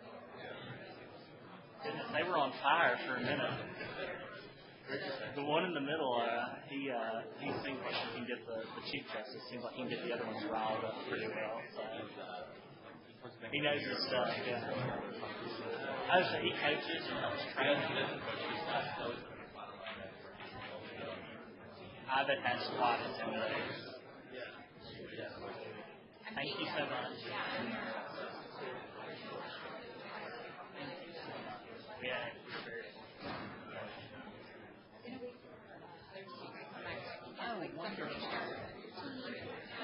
Awesome job. Yes, congratulations. Good job. We enjoyed the competition. Good. Oh, thank you so much. It's probably the most smoothly run Moot court event I've ever seen. Oh, thank you. Well, that's good. You have an amazing team. Well, I don't want to imagine the amount of time you had to put in to get this organized. You probably deserve a well-needed rest and break. Now, are y'all both real? Yeah, we are. What are y'all doing after graduation? I'm still looking for a job right now. Yeah, I've been working for a firm since I was there. Congratulations. Thank you. And I feel your pain. I was in the job for until recently. It's so cool. Okay. You know, it seems like, it just seems like for every letter I send out, right? The one you get back from the government, right? Right. I mean, I'm sure you'll be fine. Yeah, I'll do it. Yeah, I'll be fine. Good job. Maybe,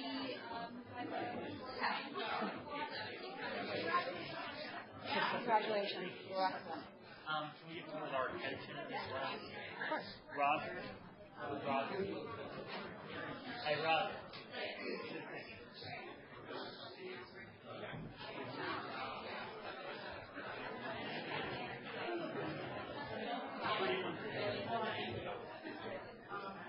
Don't leave, man.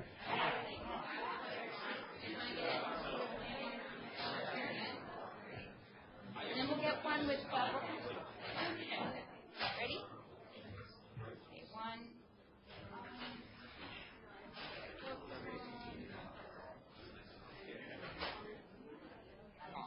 Thanks. Yeah, I'm going to see if Brooklyn wants them too.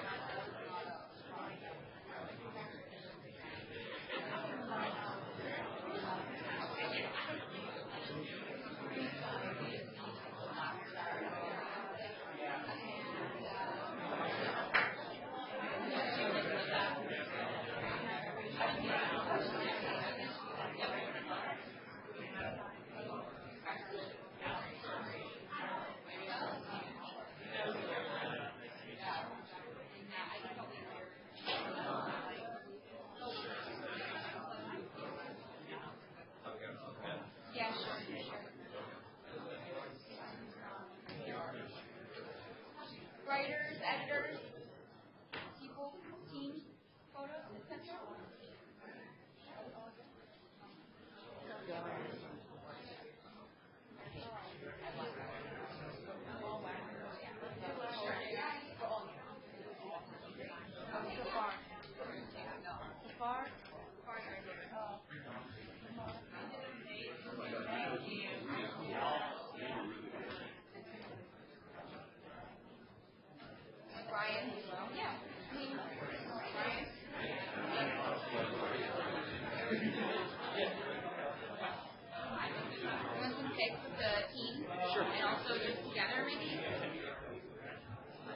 Material. Come on, you guys are fun. That's perfect. 1, 2, 3. Come on, happier. Everyone's over. More smiles. More.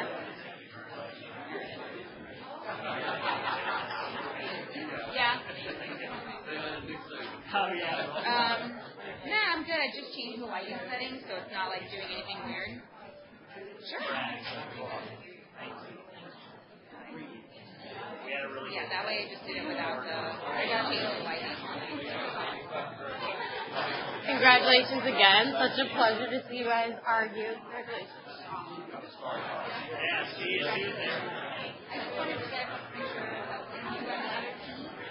Then we can sit back down. Sure. I know, I'm sorry I'm being annoying, but yeah.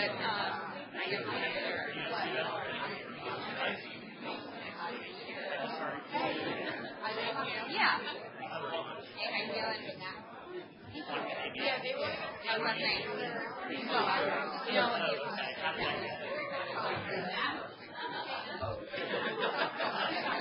okay, yeah. Can we have both teams up just for a quick picture? Oh, are they coming back in? Naveen? Up Earth? No. Maybe we'll wait until afterwards then. How about that?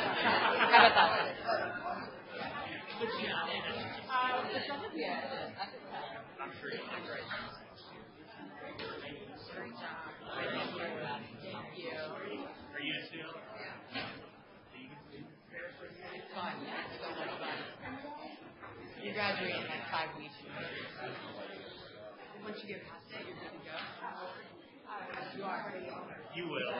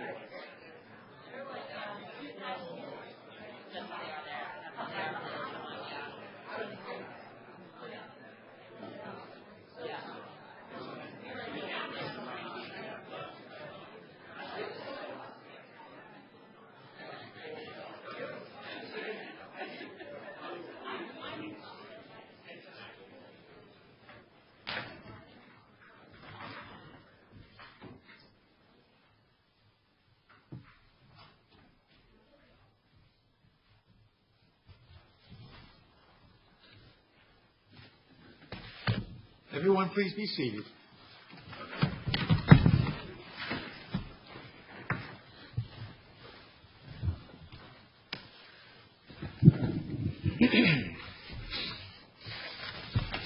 The first thing I'd like to say is that the fact pattern, the problem that was put to us, was very well written, very well conceived, and most interesting.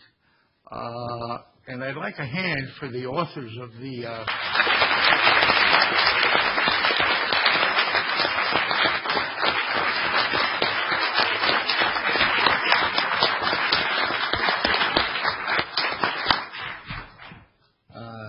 fact pattern certainly created a challenge for everybody here. Will be bananas, I'll tell you. Yes. Well, those Melishes, there's something to be reckoned with. That's the first thing I want to say. I think we owe a debt of thanks to all the people on the Moot Court Committee who helped organize this. I know it's more difficult to organize than you think it is. There's just a lot of moving parts going on to run a competition like this with some, 35 schools or 39 schools, whatever the number was. There's a lot of moving parts and very difficult to organize. And I think we owe a hand to everybody on the Moot Court Committee.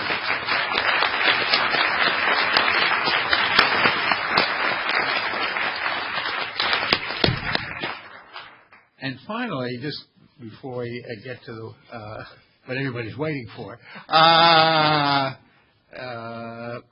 New York Law School has the faculty people who support this thing, support this competition and similar competitions, have done a wonderful job. They've been dedicated to this process for many, many years.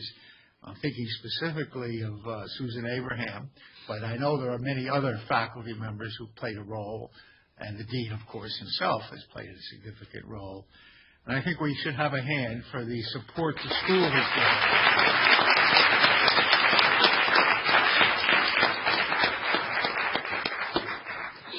One thing we all agreed upon when we were discussing the provisions, that the range between the four oralists was very narrow, meaning it was not a case where somebody was obviously so bad we wouldn't even consider it, or so good that they were all so good, and they were all within a very narrow range.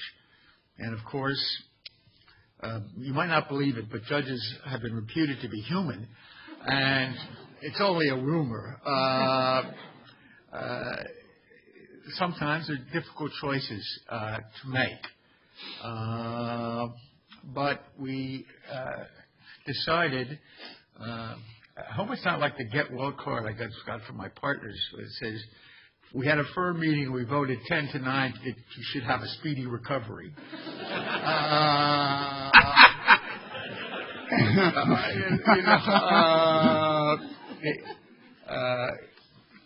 But we were really all unanimous in feeling that everybody was excellent. We have voted that the best team was the Petitioners. As a team, you did an excellent job in dealing with a very, very tough. Oh, I'm looking at you.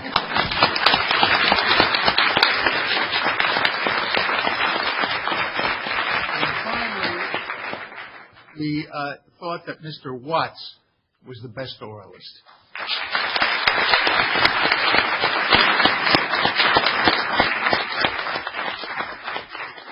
Now, I'm going to ask each of my fellow judges to make whatever comments they think are appropriate.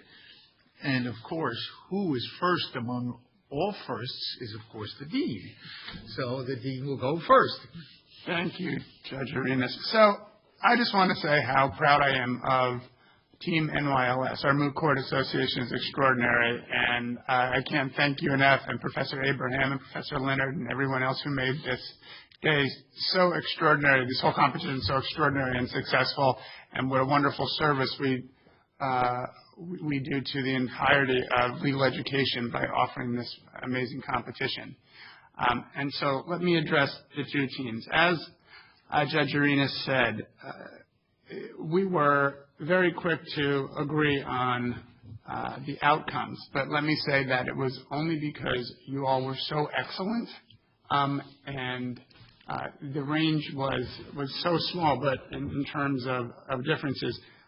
But for the winning team, you both were terrific.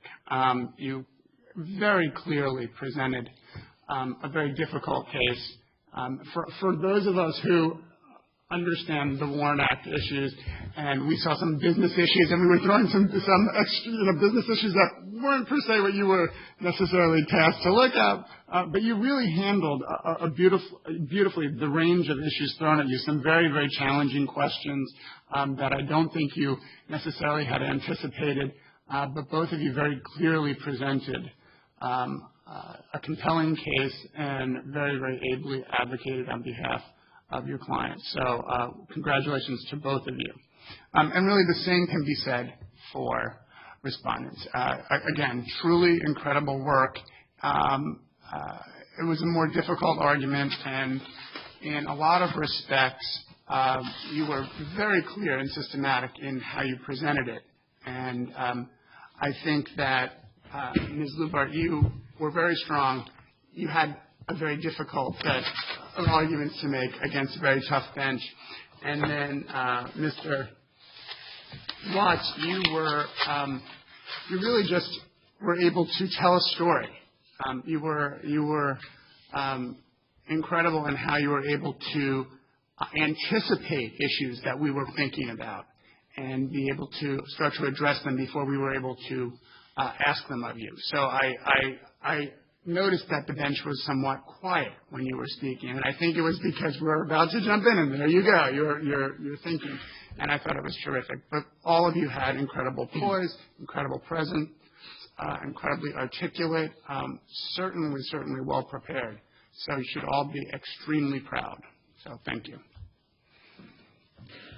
Well, let me say first, this I think as a group was the best group of oralists I've seen, and I've been doing this for several years now. So everybody performed at a very high level, very impressive. You know, oral argument is kind of a vestige in a sense. Brief writing has become the dominant way of convincing courts. But oral argument can still be very important, and one of the most important aspects of the oral argument is responding to questions from the bench. Because those are the things that can actually make oral argument make a difference. If you concede something or you fail to provide an adequate answer for something. So, first of all, while there certainly were some very tough questions thrown at you that I think sometimes it were very difficult to answer them. But the first and most important thing to do is to answer a question. Sometimes that requires you to say, although it probably never should, but to say, I don't know, or the record doesn't reflect it, rather than try to hopefully come up with the right answer. But that's the first aspect of questioning, is to answer the question. But the next two are more of the art of oral argument, and you all did a good job at it, I think, which is to try to turn the question around. That happened on a couple of questions I asked, where the question was intended maybe to trip you up a little bit or to see why your argument might not be hanging together. And a couple of times today I got very strong, responsive answers that actually turned my question around on me. And so that's good when you can do that, when you can make what was obviously a doubt on the judge's part into a strength now of your argument, because you adequately answered it and you've turned it around. And then third, something else you did was get back to your argument. Don't let the question take you down. If you've ever ridden a horse, and it's not always easy to do, because judges, you know, they get off on tangents too. And if you've ever ridden a horse and you got a horse is left to nibble and go, you got to pull that horse's head back. And so you've got to pull the court back to your argument if you've got important points to make. Answer the question, try to turn it around in your favor, but get back to the points you wanted to make to the court that are important for your argument. And I think you all did a good job of doing that. You didn't seem to let the questions throw you. You seemed to get back directly on, and not in a way that was back at the hand of the question, but instead you wove it in to getting back to your argument. So I thought you all did a great job, and it was a tough decision. Justice Soto? First, I'd like to say that as an alumnus of this school, I am so proud and honored to be here and to welcome you as a member of a family that's going to practice law and be able to do justice. I can't believe there's so much talent here, and I want to thank the law school, because if it wasn't for this law school, I would never have been in this position. You guys are amazing. Your positioning, I think the position of your arguments had a lot to do with the convincing quality. Ms. Hobretz, you were number one. You argued first. You really set the standard. When you started talking, I thought you were the best. Then I saw your partner, and he was so fantastic. And that rebuttal, that really what swayed us. You guys, you were wonderful. You really were. You picked up the ball where you thought they had dropped it, and you lifted the argument high. You rose it to the heavens. Then we saw the respondent. You, madam, were very good, very technical, and your point, Fred, was so minimal. We were discussing how it was so hard to decide because you were all so good. And then, Mr. Watts, you took it out there, and I just couldn't believe it. I couldn't keep my eyes off you. You were so convincing, so calm, so prepared. You epitomized the Moot Court advocate. And that's why we picked you as number one. Thank you. Justice Roupinian? So I'm a transplant from Michigan, but I was in Moot Court at my law school, and was a long, long time ago. But I was so appreciative of being invited to judge. This is my first opportunity judging a Moot Court competition, and I was really, really just blown away by the caliber of the oral argument, particularly in an area of law that is very niche, very technical, very dry, and really I didn't have high expectations that that the arguments you'd be able to synthesize all of the various issues, because we did have so many here. You never see that in any sort of fact pattern. We have liquidating fiduciary, all of the exceptions, the adequacy of the notice, whether it was a mass layoff, which was terrific that you brought that in. But yes, just from the start, Ms. Kibetz, you really set the stage, and we had high expectations for everybody because of the quality of your oral argument. And all of the oralists were extremely poised. You weren't thrown by any of the questions. You were able to get back on track. You showed a lot of candor. Ms. Weibart, you had, I think, the toughest argument here. You really did, and you did the best that you could with the fact pattern that you were given and the argument that you were given, although the petitioners, I think, had the tougher argument overall because you had to overcome every one of the exceptions. So you had your work cut out for you, and I think that's part of the reason that we thought that you made the best team, because you had the tougher job here. And I'll just echo what everybody else has said about Mr. Radecki. I was really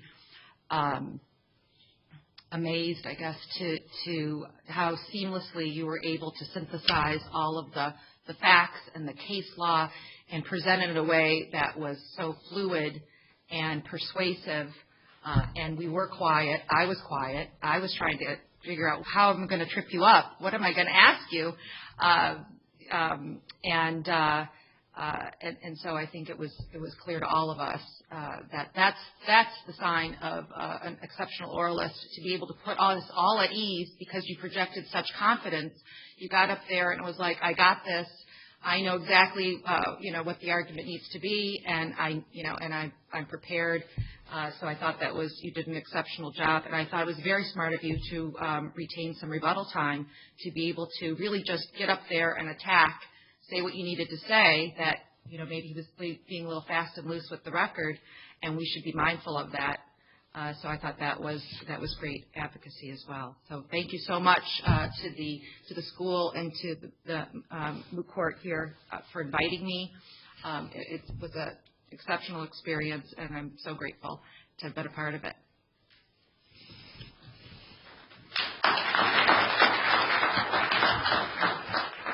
Does that clapping mean I don't have to say anything? Was it an invitation not to say anything? Well, believe it or not, I know it's hard to believe, this is my 50th year as a lawyer. I passed the bar in 1965. And I have heard lots and lots of oral arguments, both when I was a lawyer for 26 years and 27 years, and I've been a judge now for 23 years. So I assure you I have heard tons and tons of oral arguments. And I believe in oral arguments, so in my court at least, even though it's become fashionable in federal court to dispense with oral argument, I have it in every case because I think it's valuable. And I've got to say, and I sat on the Court of Appeals for probably 100 arguments at various times. The group here did themselves proud. They would have been considered wonderful oralists in any court that I've ever been in. And again, it was in the face of a very difficult fact pattern, a very complex fact pattern and a difficult one. And you all did wonderfully.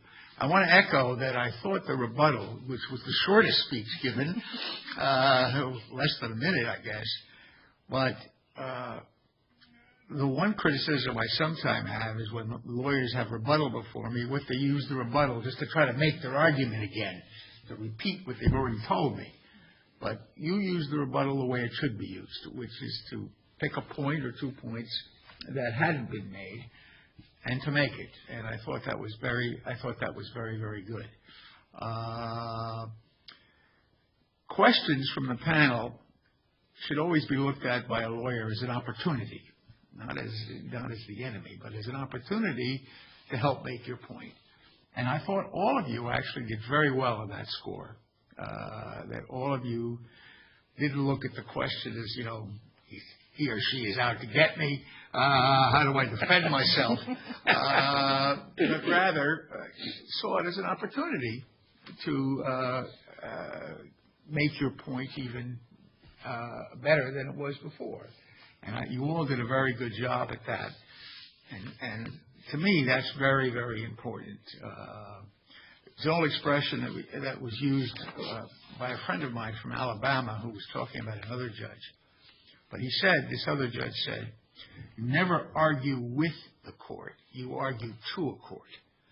And all of you met that standard very well. You didn't get into an adversarial position with the judge.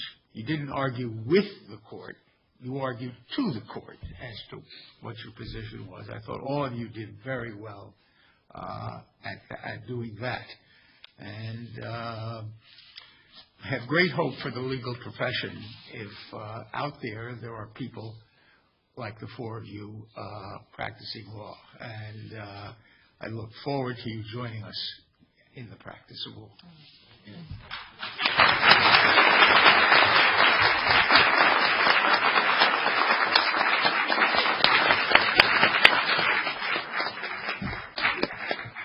We stand adjourned. You don't mind if we can get a picture of the client? Sure.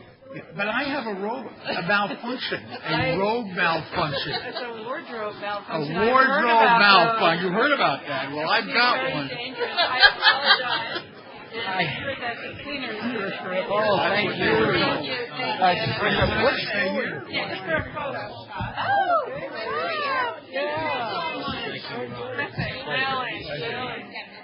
thank you very much. You're all very wonderful. Where are you from? What school? Alabama. Oh, my goodness. By the way, that quote was from Alabama District Court Judge. Ira DeMent was from the Middle District. Three districts. I think he's from the Middle District. He's an old friend of mine. And that was a line that he used about another federal judge. So you guys won this, and I'm going to call Dean Allard. Thank you. Great job. Tough days.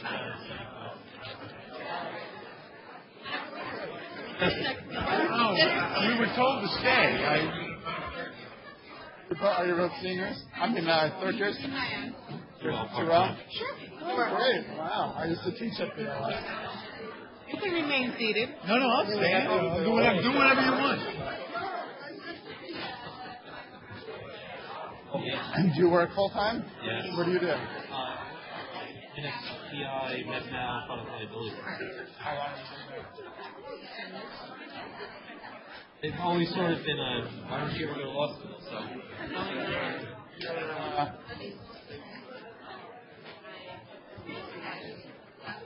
We sit and they stand, or you sit and they stand. So get close.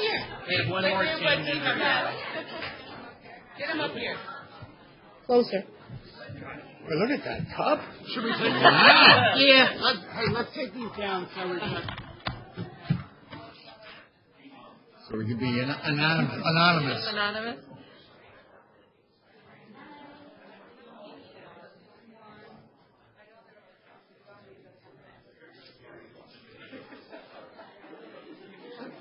Thank you. Thank you. Thank you. Thank you. You know how I'm picky about that. What? I'd love to have that. Oh. Excellent. I wasn't there, and when I got here, I was like, There we go. Okay, so just the judges with the NYU. I was like, whoa. You were good. Your response to that was amazing. Excuse me 1 second. I'm proud you can see it.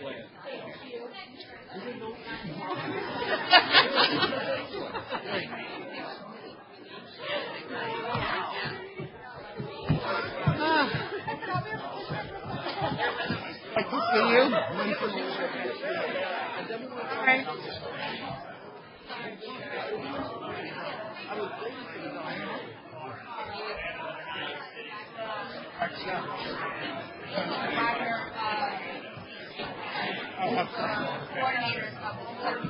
I have to go. Oh, well, then. What? I have to go to the Just lost the judge. Fine. You lost the judge. Soto. Bring her back. Hi. Sí, Faviola Thank you.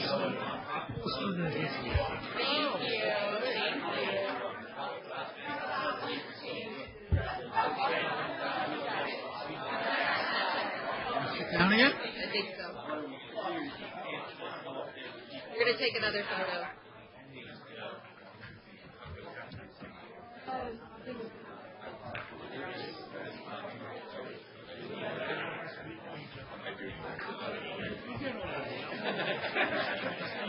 You were too, I think. What? Thank you very much. I was a bar examiner for many years. I was there for 27 years, so yes. He's from a major firm. Steamroller, used to. Oh. Steamroller. What firm were you in? Any case. McCarter English. About 400 lawyers now. Yeah. When I joined, it had 19. Really? It grew that much since then. 1964, I went for a summer clerkship. There were 19 lawyers. There were 9 partners and 10 associates. And you practiced there until you took the bench? 92. In what area of law? Well, just about every area. Okay, let me just get the two of you. How many years were you there? 27. Oh my goodness. Corporate law, trial work. I started the bankruptcy practice. I started the banking practice. You'll figure out very nice. Wonderful. Yeah. Does it make you uneasy? I'm thankful that I practiced one area of law. Well, it was different. When we used to sit around in the 70s. That's for NYLS is so powerful. Wanted to